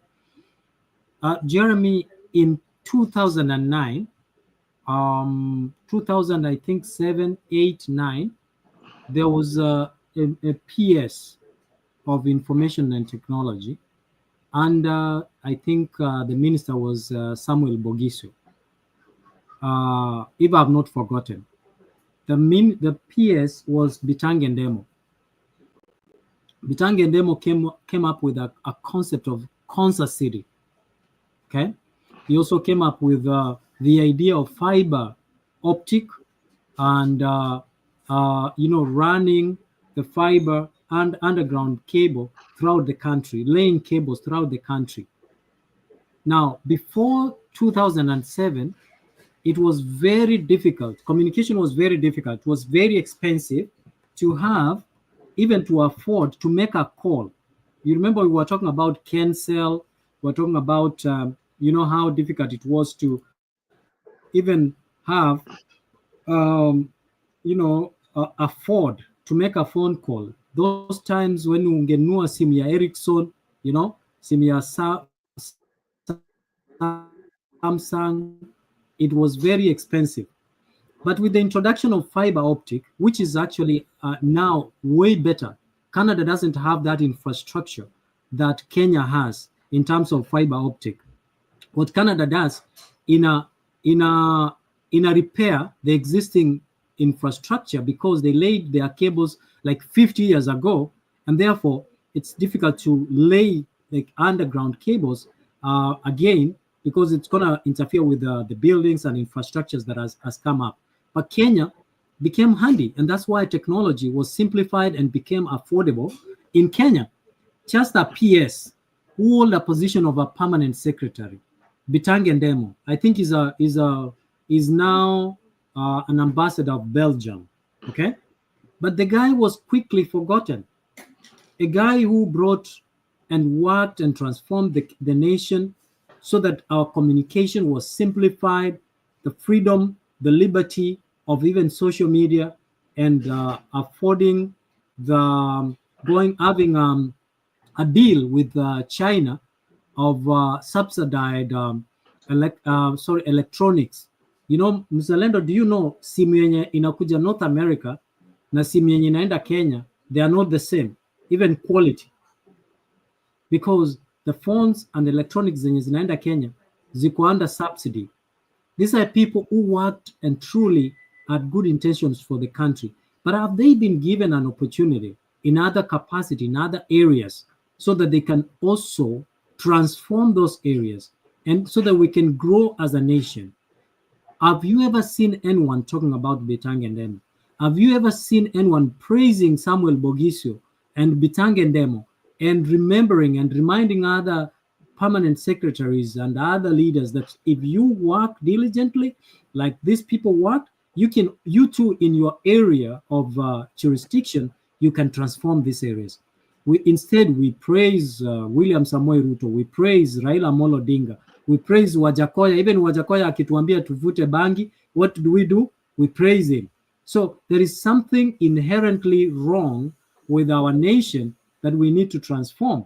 And the only way we can transform is wiping out this generation ya kina Raila, ya kina William Ruto, au wazee wote tuwapeleke nyumbani. We have a new set of leaders who will transform and think differently. Because someone like, let me tell you, Orengo tried to question Raila Odinga. What happened? He made him nothing. Raphael Tuju tried to question Raila Odinga or went around against Raila Odinga. Raphael Tuju mpaka akagongewa bibi. And many other people who tried to question Raila Odinga. Remember Jalango and I think Tom Ojienda also went to State House against the blessings of one Raila Odinga. What happened? There were, wrath against them. But look at Gladys Wanga, Moses Kajwang, when they started working with working with Ruto, William Samoei Ruto. What happened? They have all praises, and even the president, even you have never had Raila criticizing them. And this is the insincerity and selective patriotism from one Raila Odinga. And this is where we must start deviating in making sure that we elect leaders who have the nation at heart before their self-interest. Wow, I think you've talked about what happened, the way we were being bashed then about people like Jalango going to meet the president, and it was such a big issue, and they were supposed to be kicked out of the party, and you can't go to the president to ask for development. That is something that is unheard of. That is, the president is unheard of. But right now, they're telling the same people that, you know, we have to support Ruto because the government is bringing development in our region. And yeah, this is double standard, double speaking from two sides of your mouth. Angela, uko? Angela, yes, hebu tuambie maoni yako kwa katika hii taifa la Kenya, unaonaje tutaendelea namna gani? Na Sasa pia sahi kama umepata hela washukuru wale wamekutumia, waambie asante. Na hata kama hawajakutumia waambie unatarajia. Yes. Sawa, natarajia itashukuru kwa kile kidogo kile kenye mtu atanipa, atakuwa amejinyima na itakuwa imenisongesha mahali. Yeah. So nitashukuru hata shilingi moja mtu akikupa na hii uchumi ya Kahongo, nashukuru, lazima ushukuru maana si rahisi. So mimi nilikuwa nasema hivi maoni yangu. Nao Raila amejaribu, Kenya imemshinda, amejaribu Addis Ababa imemshinda. So like now he's like confused. Akirudi anarudi na njia gani? Akirudi anakuja kusimama kivipi? And you remember these guys, hata wakianguka, what they did in Addis Ababa, kusherekea, kuweka red carpet, kufanya nini? And Mzalendo, do you see any person celebrating the Djibouti man? Hata ni kama hakukuwa na watu. So vitu zingine we have to change the way of thinking and the way of reasoning na venye tunazifanya. So Raila has to sit down and call himself into a meeting, then ajiulize what's the way forward. Wakenya watamkubali tena ama wamemkataa kabisa, maana alisaliti watoto wao? Na chenye najua wamemkataa. Hakuna mtu anataka kusikia Raila. Johana msimamo dhabiti. Hakuna mtu anataka kusikia Raila. Wafuasi wake watakumaliza. Wafuasi wake watakumaliza. Morris Murila is asking. Endelea kidogo, sorry.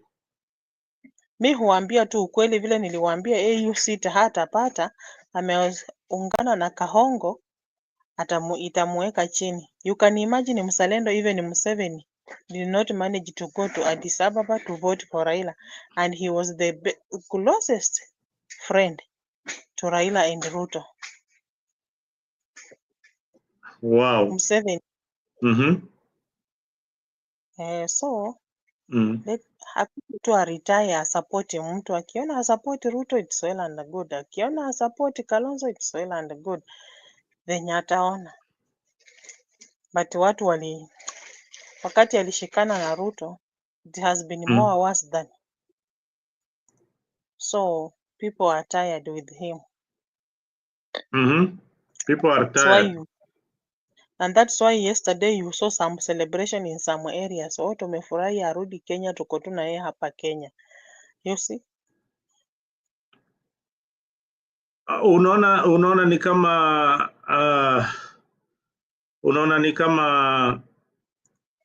kama Raila atarudi agombee kiti chochote, ama atarudi support William Ruto, ama atakaa pande ya Gen Z, ama atarudi kule Bondo atulie na mambo ya siasa. And do you see William Ruto winning in 2027? Before you answer that question, hebu ni mjibu huyu jamaa. Huyu jamaa anauliza swali moja hapa. Who designed the affordable housing estates in Jericho? In Jericho, it was designed by the British government, the British Commonwealth Development. That was designed between the 1970s to the 80s.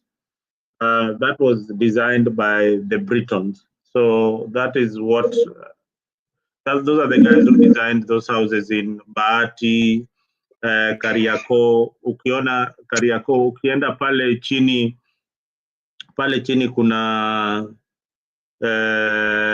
Shauri Moyo, ukiteremka hapo section 3, those houses in between Bahati. Those were mahali wazungu walikuwa wanaweka mafarasi zao. Those were the stables za mafarasi. Then they later on developed them to housing units.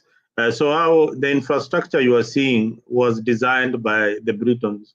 Now you see how far Maurice Murila we are as Africans and as Kenyans. Many years back, after 60 years, now when we are thinking of affordable housing for our people, had we elected we had elected leaders who had got vision like Tom Mboya, these projects would have continued down so many years, and we would be having so many housing units, and the cost of housing would be very, very cheap in Kenya. So saa zingine tusiwablame wazungu sana. They had got the vision, they had got the mentality of having a good country with good infrastructure that is meant for the people and them who are living amongst us. That is why you see countries that have got independence much later are far much better than our country. South Africa is far much better than Kenya. If you look at Botswana, it's far much better because of the infrastructure that these wazungus left. You can unaweza wachukia, but they are very organized. That is something that when you come to Europe, you realize that it is a completely different world. They are the first world, and they care about their people. Ukikuja Marekani, you hear Donald Trump saying, "My country first." My country first. Any American ukikutana na yeye anakuambia my country first. They fight for their country and what they believe in. So with that, I want us to have closing remarks on this particular issue. I think we are doing 2 hours. We have done 2 hours. Angela, nitaanza na wewe utuambie jinsi unavyoona na vile unafikiria Kenya inapaswa kuendeshwa tukienda mbele. Tutaendelea mbele na William Ruto na kikundi cha wanasiasa kutoka mrengo wa Orange or the broad-based government. Kuna faida ya hii broad-based government. So hiyo ndio closing remarks na waachia Angela na Mise muniambie ndio tuende mbele. Angela. Broad-based government, there's nowhere they are going. In fact, Mzalendo, I want you to watch out 2027. Broad-based government, only 10% of the MPs and senators and governors will retain their seats. The rest will go home. We are not looking at the endorsements and chamas. We are now going to look at somebody's, how did he perform the last 5 years? He has performed or not? Performed, you go forward. Not performed, you go back to the village and look for another person, we give him the support who will care for mwananchi, not someone who will care for his stomach. Tutatafuta mtu mwenye ako na akili, not the likes of Kimani Ichung'wah. When they stand in a podium, even in a church platform, instead of praising God, they start abusing others and lecturing other leaders. That is not the Kenya we want. We want a change. Wow, we want a change. That was Angela saying that we really want a change. Mise, your closing remarks. We want to change, Angela. Yes, I agree with Angela. These people should go home. We want people who are going to deliver. But Kenya needs to reevaluate its global position, especially regionally in Africa. Kenya has been drawn into negative narrative has been drawn about Kenya. And I wanted to, one more thing I wanted to add, that Raila went to AU when at the wrong timing, because we have issues that we took our soldiers to Haiti, a time when Kenya in itself was struggling to keep peace at home due to abductions and so forth. So Kenya needs to reevaluate its global position and diplomatic relationship, like Jeremy said before. And look, which country voted for Raila? I quickly have a list here. We have Benin, we have the Gambia, Liberia, Nigeria, Sierra Leone, Burundi, Kenya itself, Rwanda, South Sudan, Tanzania, Uganda, Central African Republic, Congo Brazzaville, Equatorial Guinea, Botswana, Eswatini, Lesotho, Malawi, Mozambique, South Africa, Zambia, and Zimbabwe. Now, which country voted the other gentleman, Mohammed Ali? Ethiopia, Somalia. Do you know how much money we have spent on Somalia? Do you know how many Somalis we have resettled in Kenya? In Kenya, Somali, and just the other day we gave them a free pass to get IDs. And they voted for against Raila. Eritrea, Senegal, Cote d'Ivoire, Chad, Cameroon, Egypt, Sharawi, Tunisia, Seychelles, Mauritius, DR Congo. Do you know how many Kenyans since I was young have died in Congo? Because of Kenya has been at the forefront in peacekeeping in Congo, yet they don't believe in Kenya itself.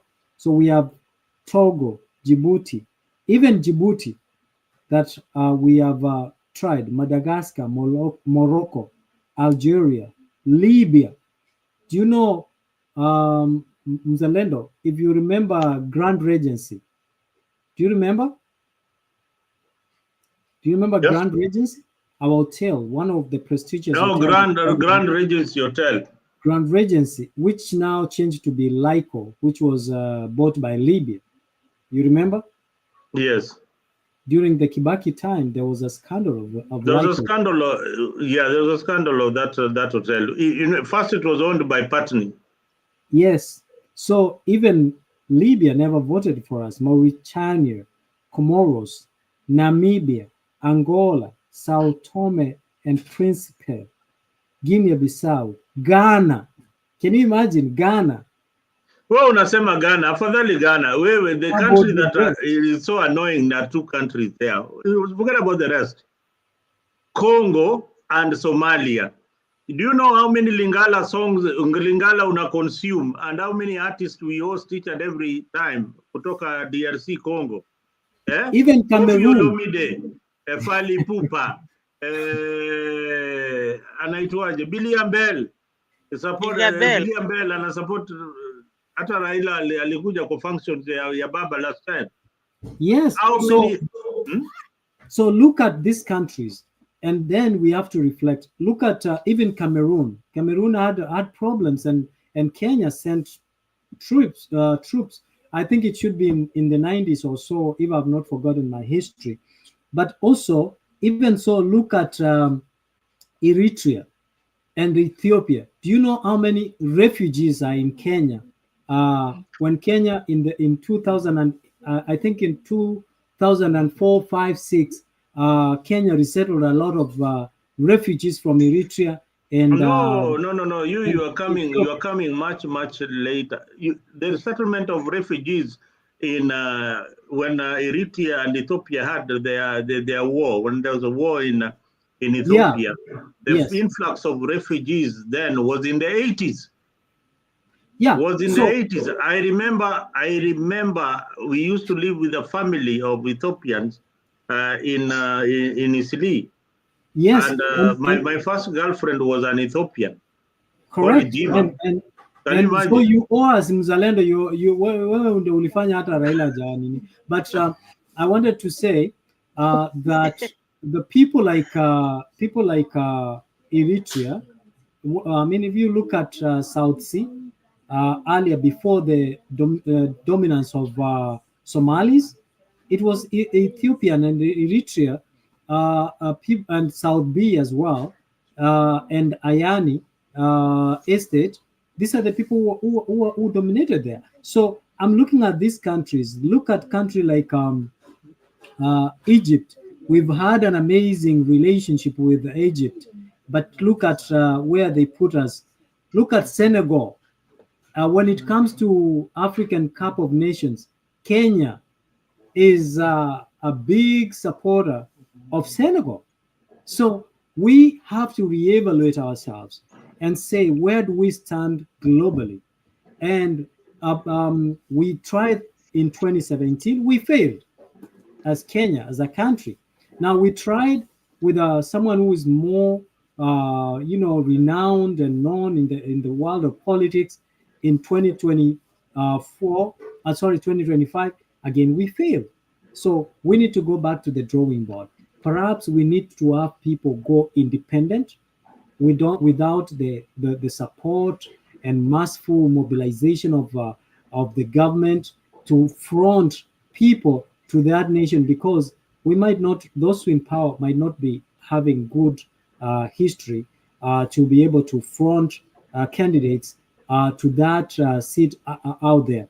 So I want us to focus in our country first, provide solutions like Nelson Mandela did in his own country, and he created a legacy that made him to be admired out there. We need leaders like Raila Odinga. And Mr. Before you finish, you must answer this question. Hii iko kwa screen hapo. I don't want. Anyways, we want people like Thabo Mbeki, people like Kofi Annan, whom we usually went back to call. People like Dedan, what we call the guy, Truth, Justice, and Reconciliation Commission, Justice and Reconciliation Commission in South Africa. I'm glad that countries like South Africa, Zimbabwe, Zambia, Botswana, Congo Brazzaville, Uganda, Tanzania, Rwanda, they supported. And there's also the footprints of Kenya in DRC. I have seen a lot of DRC people saying Kenya is also stealing from the war in Congo. Kenya has a hand in it. Maybe Mzalendo, you will bring that to discuss for another day. But I can tell you, we need to reevaluate ourselves and change the manner in which we present ourselves globally by treating our own people better, fair. A lady like Angel should not be having to stay in the hospital without proper support, government support for people like her. Healthcare, infrastructure, food security. These are the essential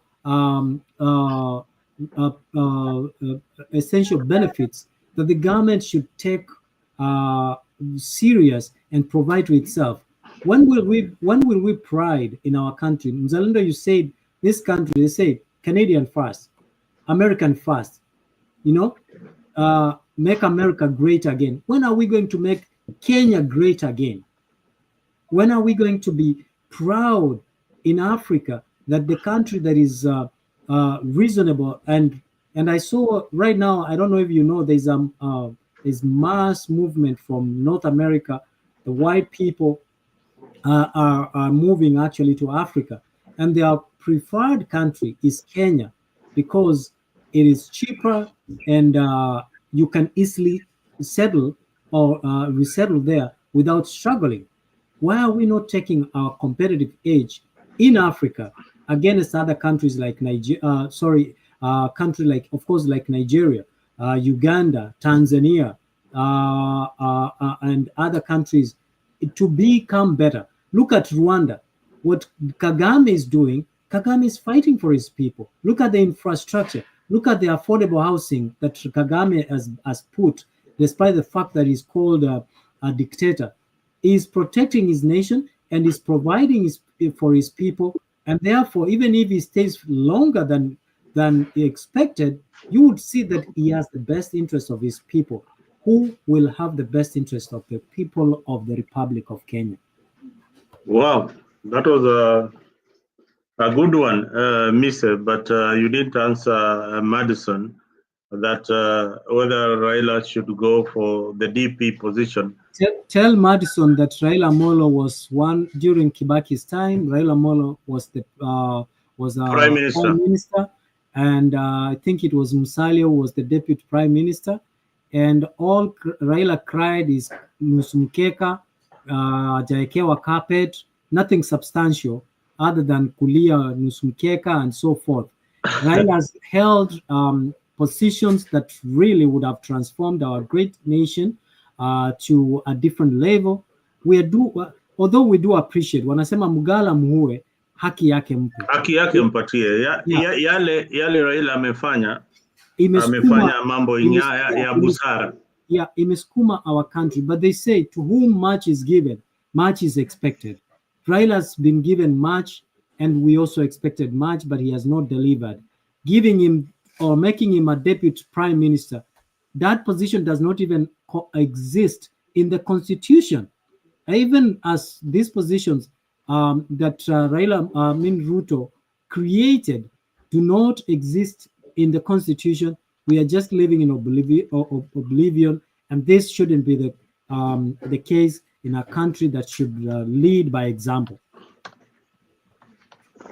Yes, that was a good one. That was a good one, Mise. And viewers, we come to the end of yet another interesting show. Tumekuwa na nani pale? Gypsy Corner is saying that this junction, Raila will settle for anything in Ruto's government. These people work together. That is true. This is a cabal, a cartel. This is a cartel that we have all known. You scratch my back, I scratch your back. And that is the way it is. And that is why here in Africa, we are going to scratch the back of one of our own, Angela. So Gypsy Corner is a philanthropist here in the group. I hope that you'll get in touch with one Angela asaidie huyo mtoto wake ambao anaugua ugonjwa wa saratani, yani cancer. Mason says that why should Raila go for the DP seat when we can get Wetangula Ruto impeached and he becomes the president? I think that has been overtaken by event. Right now, Raila Odinga is working with William Ruto and is not moving out of that position at any time soon. It means that, this politics is about interest. So his interest then was the AU seat, unless his interests change with the time is when we can discuss this particular matter. What else? Morris had said, let us go back to the drawing board, the railway line from Kisumu to Mombasa, and there were rail trucks for delivery and warehouse. I agree with you. When we were growing up, remember, we had got houses. Those houses you see in Umoja, Buruburu, Jericho, they were all numbered. We had got a dustbin, trash cans on your doorstep. In each and every house, we had trash cans. So and Kanjo, the Nairobi City Council used to pick garbage and recycle garbage with the recycled trucks that we see in Europe. Those things used to be in Kenya.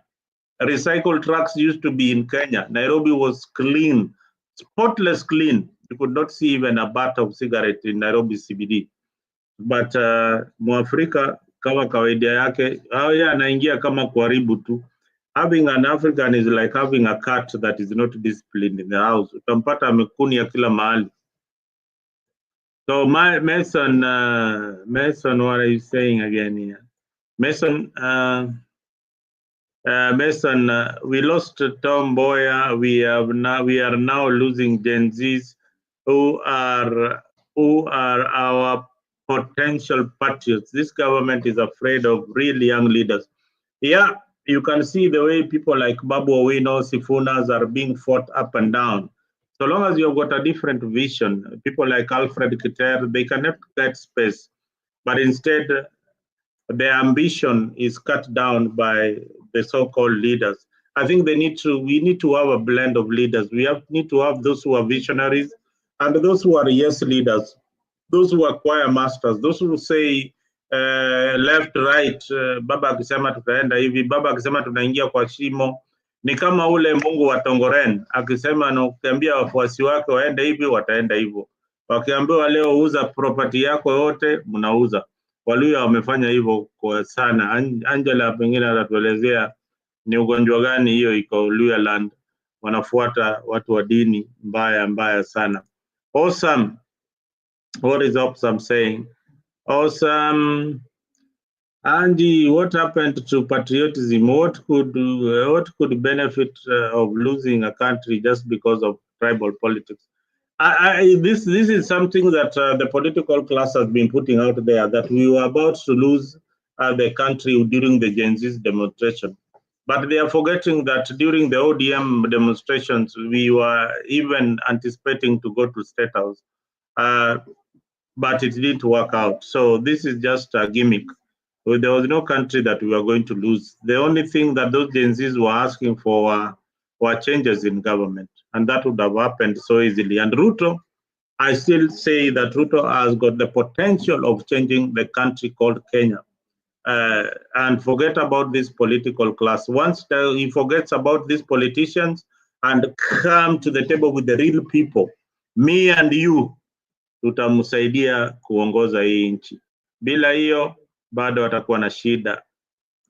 Now the good question, Angie, how can he help Congo if he can't help his own country?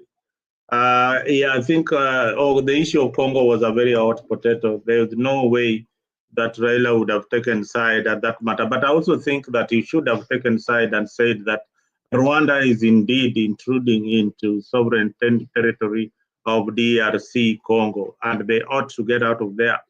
We will talk about the politics in Congo in another show, where we will tell you that the communities that why Kagame is interested in fighting alongside the rebels in Congo is because they come from a Tutsi tribe, because that has been established by many organizations, and that is why Rwanda failed to get a seat in the African Union Security Council. But Mzalendo, I want to ask you a question. Mm-hmm.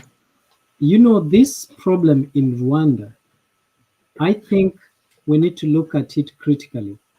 This problem in Rwanda is a problem that Mobutu Sese Seko amplified instead of ending it. Now, Mobutu Sese Seko, when he was elected, he never recognized the Banyamulenge, who were originally refugees from Rwanda. And therefore, the continuation of excluding the Banyamulenge who live and who have been naturalized as citizens of Congo is a reason as to why Kagame looks at it and says, like, you are targeting people who are originally from me. Kagame in himself was a refugee. He lived in Uganda and served in the Ugandan army, and later was supported to become to become the president of the deputy president and the president of Rwanda. So now imagine if today we have Somalis who have settled in Kenya, we have Congolese who have settled in Kenya, we have people from Uganda and even Tanzania who have settled in Kenya, and vice versa, and even people from there's one more country that I forgot. People from Rwanda who have settled in Kenya who don't want to go back to Rwanda because of their experience. Now, imagine Kenya wakes up in the morning and says, "You Somalis, you ought to go." We don't recognize you. Now, the government of Somalia, will it sit back and watch their people who actually don't want to come back to their own country because of the traumatic experience they had? 800,000 people, 800,000 Rwandese who went through genocide, and some of them don't want to come back to that land because of the experience they had, how they escaped that country. They keep being isolated. There is the Geneva Convention provides that once you are a refugee, you are settled in that country, you are provided the pathway to become a citizen of that country. And once you become a naturalized citizen, then you are entitled to the privileges and benefits of that country, of which the Rwandese who moved from Rwanda to Congo are entitled to those benefits. So I think the truth is that Congo should stop being a crying baby and try to resolve this issue by, first of all, naturalizing and accepting and acknowledging the presence of these people in their country, number one. Number two, if Congo thinks Rwanda is invading Congo to extract minerals from there, then Congo should look for allies like Russia and other countries and strike a deal to protect their sovereign borders and make sure that they help them form a government, this government that will be functional, and to be able to form an army that will stand against Rwanda. Rwanda is a very small country with a population of 14.5 million. Congo is a huge country, bigger than Kenya, with a population of I think I've not remembered 100 and something million people. Now tell me, why would a small country like Congo, with a population of 14.5 million, be a threat to a country that has mineral resources, that has power, and a president in place who should strike deals with other countries to protect their borders? Why are they not using their resources to get the protection they need? Don't you think it's shameful for Congolese to have foreigners be the presidential escort to protect white people, protecting Tshisekedi instead of his own people protecting him? Don't you think Congolese have failed as a people to protect their own nation? Mzalendo, think about us in 2007 when we had a clique of a small, kupigana hapa na pale. Within a short period, we resolved our own problems. We realized that we are brothers and sisters. Why isn't Congolese sitting down and resolve these issues and stop crying babies that it's because Rwanda wants their own minerals? How many? If you look at Rwanda, how many armies, military do they have? Less than 25,000 military. But Congo has money and resources. Is only to tell Russia, give us weapons, give us training. Why is United States training Kenyans and equipping Kenyans, giving them equipment for Kenya to protect itself against Somali and Sudan and any problem, any possible enemy? Why is not Rwanda doing the same? Why is Kenya able to give an army to go to Haiti? Why is it not crying foul? I think Congolese are lazy. I saw them saying that we have Congolese in Kenya. Have we chased Congolese from Kenya? Have we said they should go back to their countries? Why are Congolese not coexisting with other people who are there in their own country? Mzalendo, you are a citizen probably of the United States. I'm a citizen probably of Canada. Someone is a citizen of Germany. When I go to the shop, despite the fact that I might be of a different skin color, I get the benefits of the same, like that of another Canadian. Why Congolese being selfish and saying, oh, this Rwandese must go? I think Kagame is doing the right thing, protect his people and making sure that they are recognized and making sure that reminding Congolese that, you also have people who are refugees in other countries, and those countries protect your people and recognize them and have not sent them away from their country. So that is why we need to own responsibility.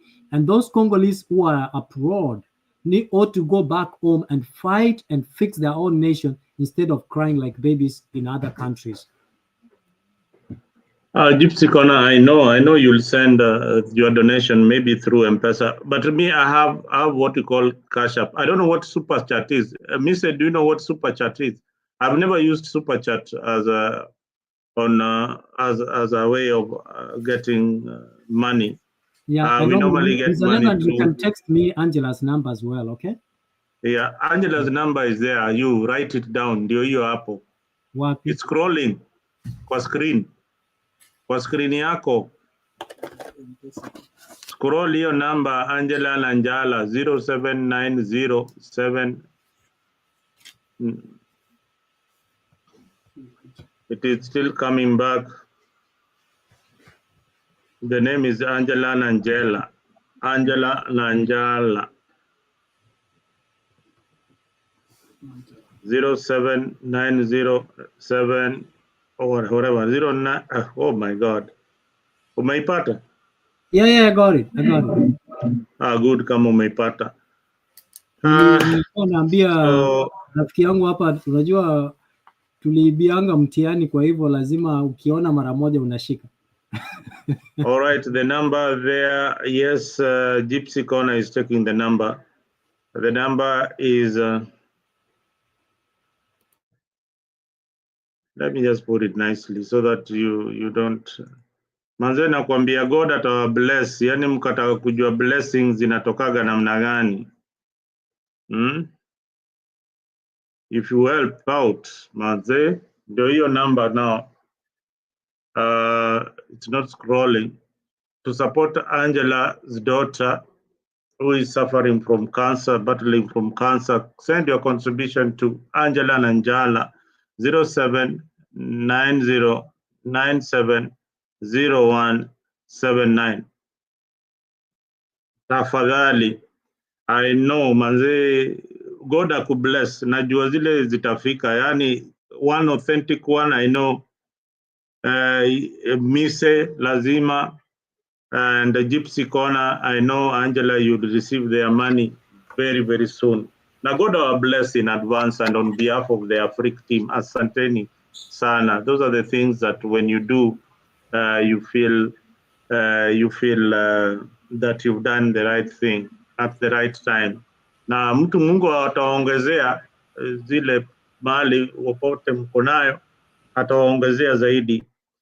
Ukitoa Mungu bado atazidi kukuongezea. Now, Mise, this issue of just my closing remark, this issue of DRC, you know, Banyamulenge, wanaitwa Banyamulenge. Yeah, Banyamulenge and Banyarwanda are found in where? In Uganda, and they are at the same time found in DRC Congo. One is in the north and the south. Now, this war is supported by Rwanda, Kagame, and Uganda. Now, the Tutsi and the Hutu, those are the tribes Banyamulenge and Banyarwanda. They are found also in Uganda and Rwanda, respectively. And they are also in Congo. Now, during the genocide in Congo, after the genocide, the Tutsi, that is Kagame's tribe, formed the government. The Hutu, who were rebels then, were asked to join the forces. They joined, but some of them ended up in the bush, and they ended up with their tribe in Congo, DRC. Uganda have consistently have a presence of militia in DRC, Congo. Museveni is a product of that militia group. Congo is not a small country like Kenya. The Congo forest, hata ndege ikianguka hapo, one thing utaiwacha hapo, because there's no technology ile itasaidia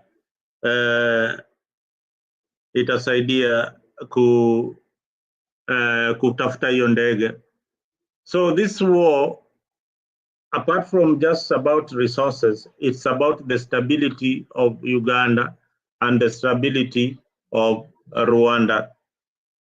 Kagame is threatened by the Hutu rebels that have grouped up in Congo. They might be threatening his government. Uganda the same, being a product of the rebel movement. And that is why BCJ yuko ndani mpaka saa hii. Uganda feel threatened by any other external force. Guys, Morris Murila, asante sana. M-Pesa is very much okay. Manze, I have been into wacha nikuambie Anji, hiyo ward huko, there was a time I was doing there's a cancer ward hapo Kenyatta Hospital. I think it is on the second floor. The Cancer Center for Children. It is in Kenyatta. If you want to know the agony and the pain of a mother or the children who are suffering from cancer, you need to visit that ward. That is a ward where you will find children who have been left to die because their parents left them in that particular ward when they were having stage 4 of cancer, and the treatment was so expensive that they couldn't afford. So what do? They know that their child is dying, wanamwacha hapo, wanaenda zao, wataitwa mtoto akifariki. So me and my kids, what we used to do is that every year when we were in Kenya, we used to donate stuff in this cancer ward where these children are.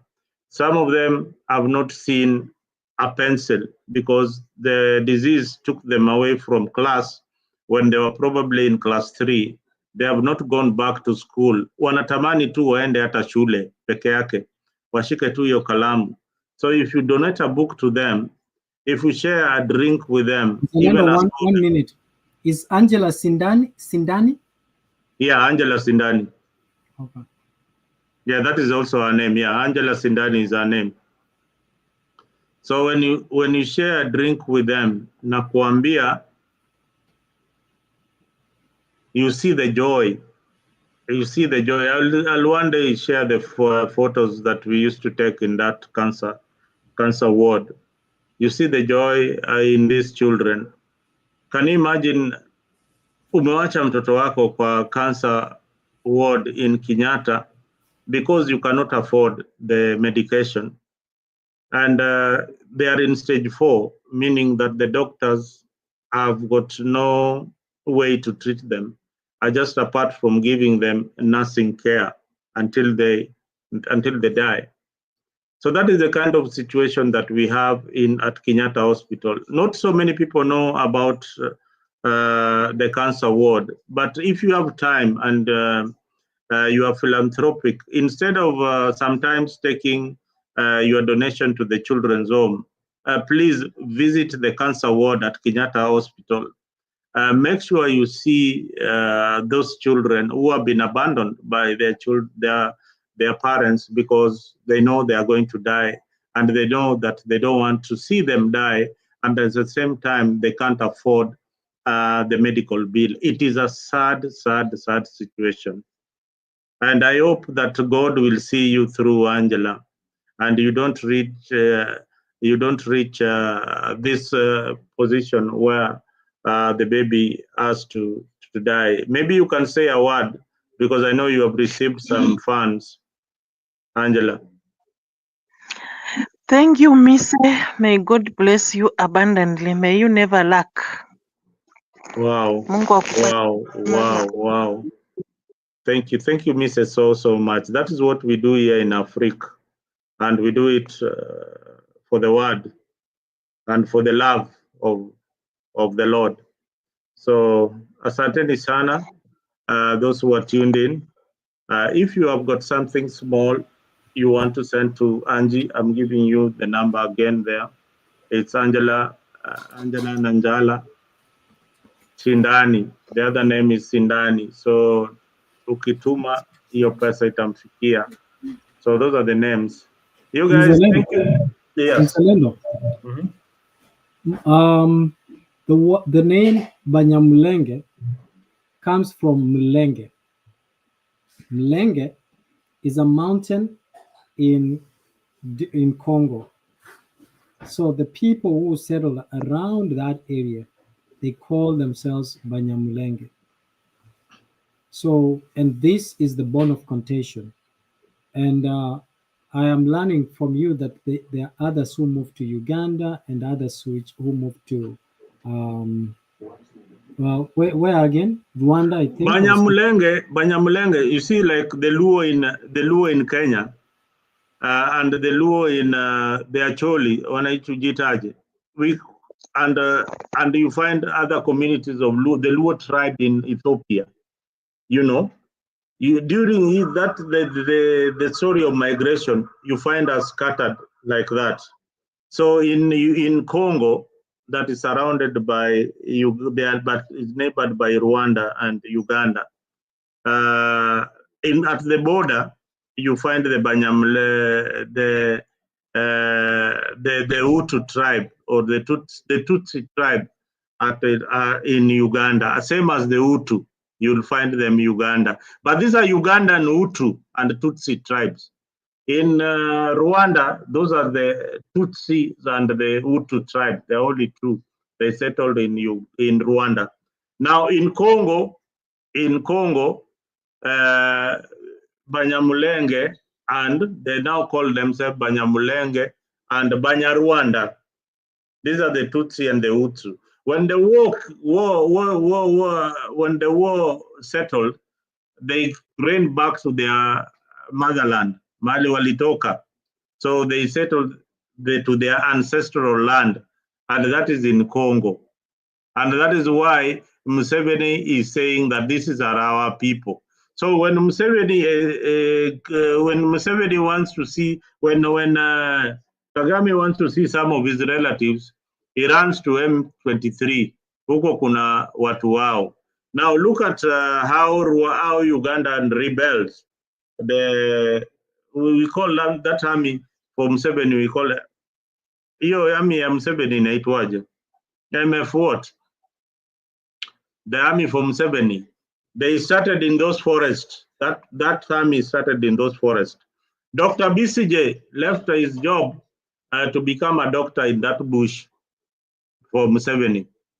And that is how they got power and started ruling Uganda. Same to Kagame. That is how he grabbed power and overthrew the Hutu regime. So that is how it has been. Ni Angela Sindani. Ni Sindani. It is the same thing. No, sisi, Gypsy Kona nauliza pale kwa comment section, Angie. Is it Sindani or C? I don't think there is a Luya name that starts with C. It should be Sindani. So ni hivyo, Angie. Angela. Ni Sindani, but ukiandika tu Angela Nanjala, itafika tu bado. But Sindani is also a name, but it starts with the S.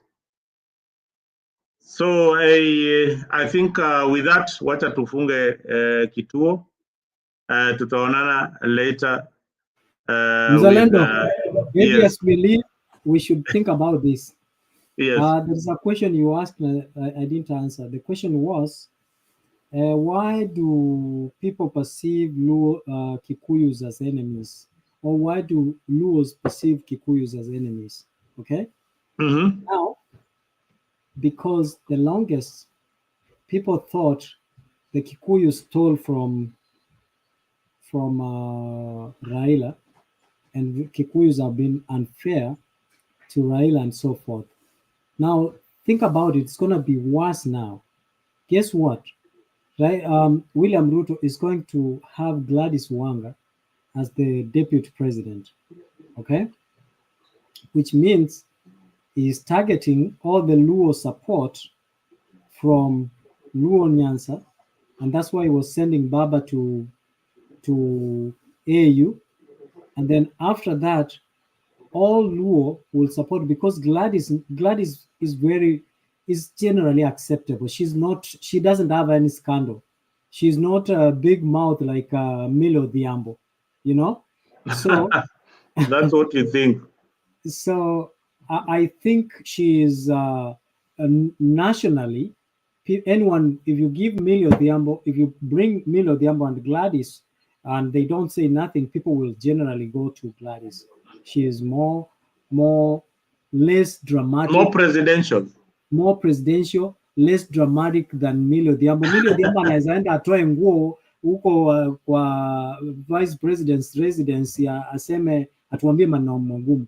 But by so doing, the Rift Valley, Luo Nyanza, of course, the Kisses vote, we are very generous. We give 50-50, would have become a block.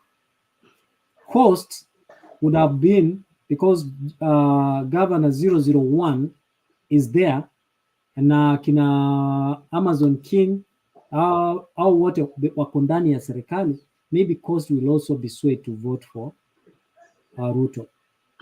I'm saying that in the absence of Raila Amolo Odinga. Now, which means the Kikuyus can stay. Nobody wants them, okay? Because now they don't have the influence. They don't wield the numbers that will surpass the Luo Nyanza, the Luya, the Rift Valley, and Coast. And of course, Kalonzo Musyoka is neither here nor there. I will always go na baridi. Eastern will also be swayed to vote for Ruto. I think that was the calculation that Ruto was looking for, and that is why you have seen the Luo, our brothers Luo, have really benefited from Kenya Kwanza. Not only Kenya Kwanza, Mzalendo, you guys have the international airport, the nice super highways, you have the nice markets, you have nice TVETs or colleges that have been actually well done when you go from Kisumu. Now, that being said, now tourism, okay, through Gladys Wanga, nobody now wants to go to Coast for tourism. Now tourism is coming back to Mbita, Lusinga High Ireland, and all this now. Remember me say when I was telling you about that. Do you remember? Do you remember? Yes. So now you can see that the whole idea of us going to Coast, kwenda kuogelea huko, is going away, and Homa Bay, Siaya, and it's going to be. And look at Homa Bay. By the way, I didn't know Homa Bay is so huge. It's a huge county. Come to think about it. And Homa Bay, if you can see, Homa Bay borders Kisii, borders Nyamira, and continues. And I think it touches part of Rift Valley, Kericho, that area of our Kalenjin kutoka hiyo area.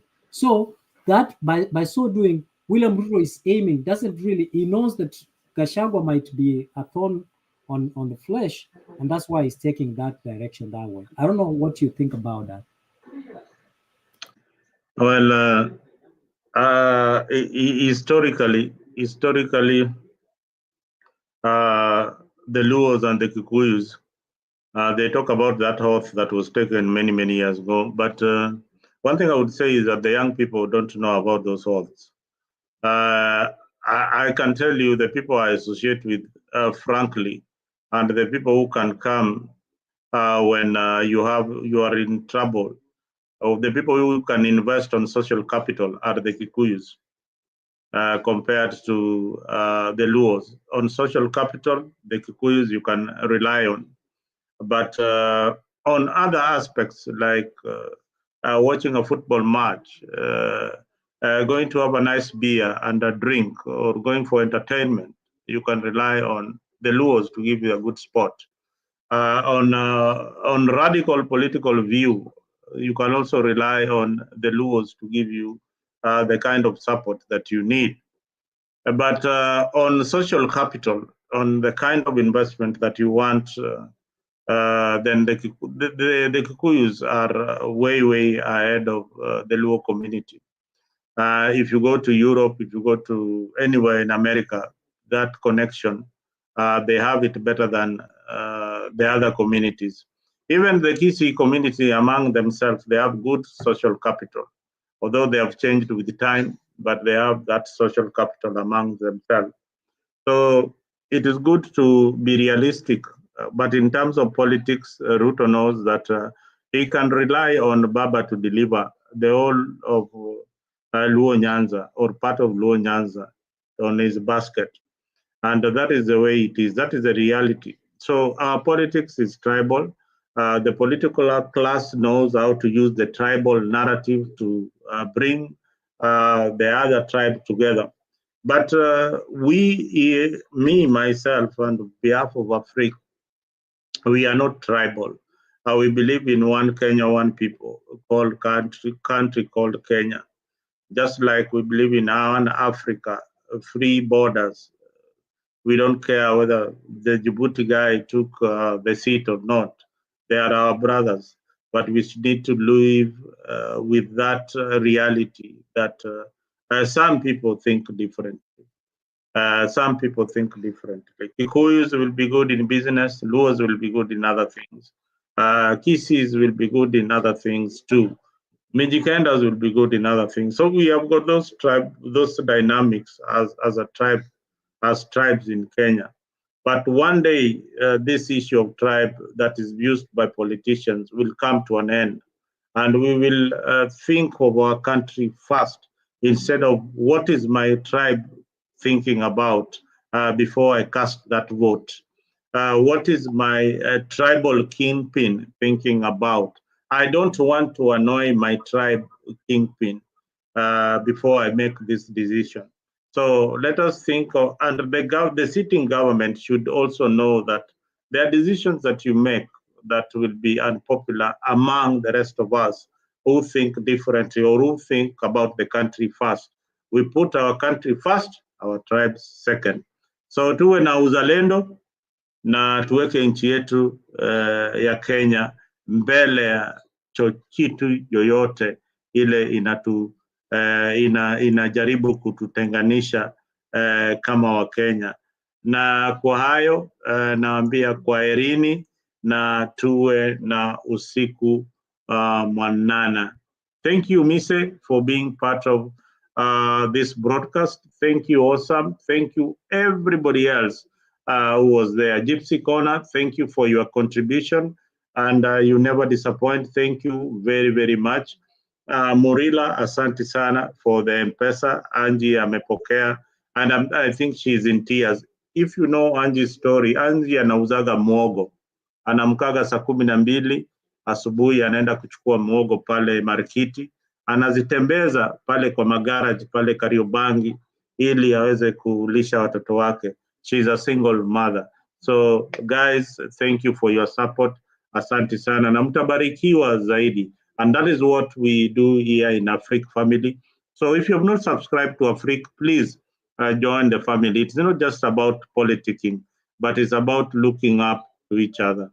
Thank you very much. And have a good morning, have a good night, wherever you are.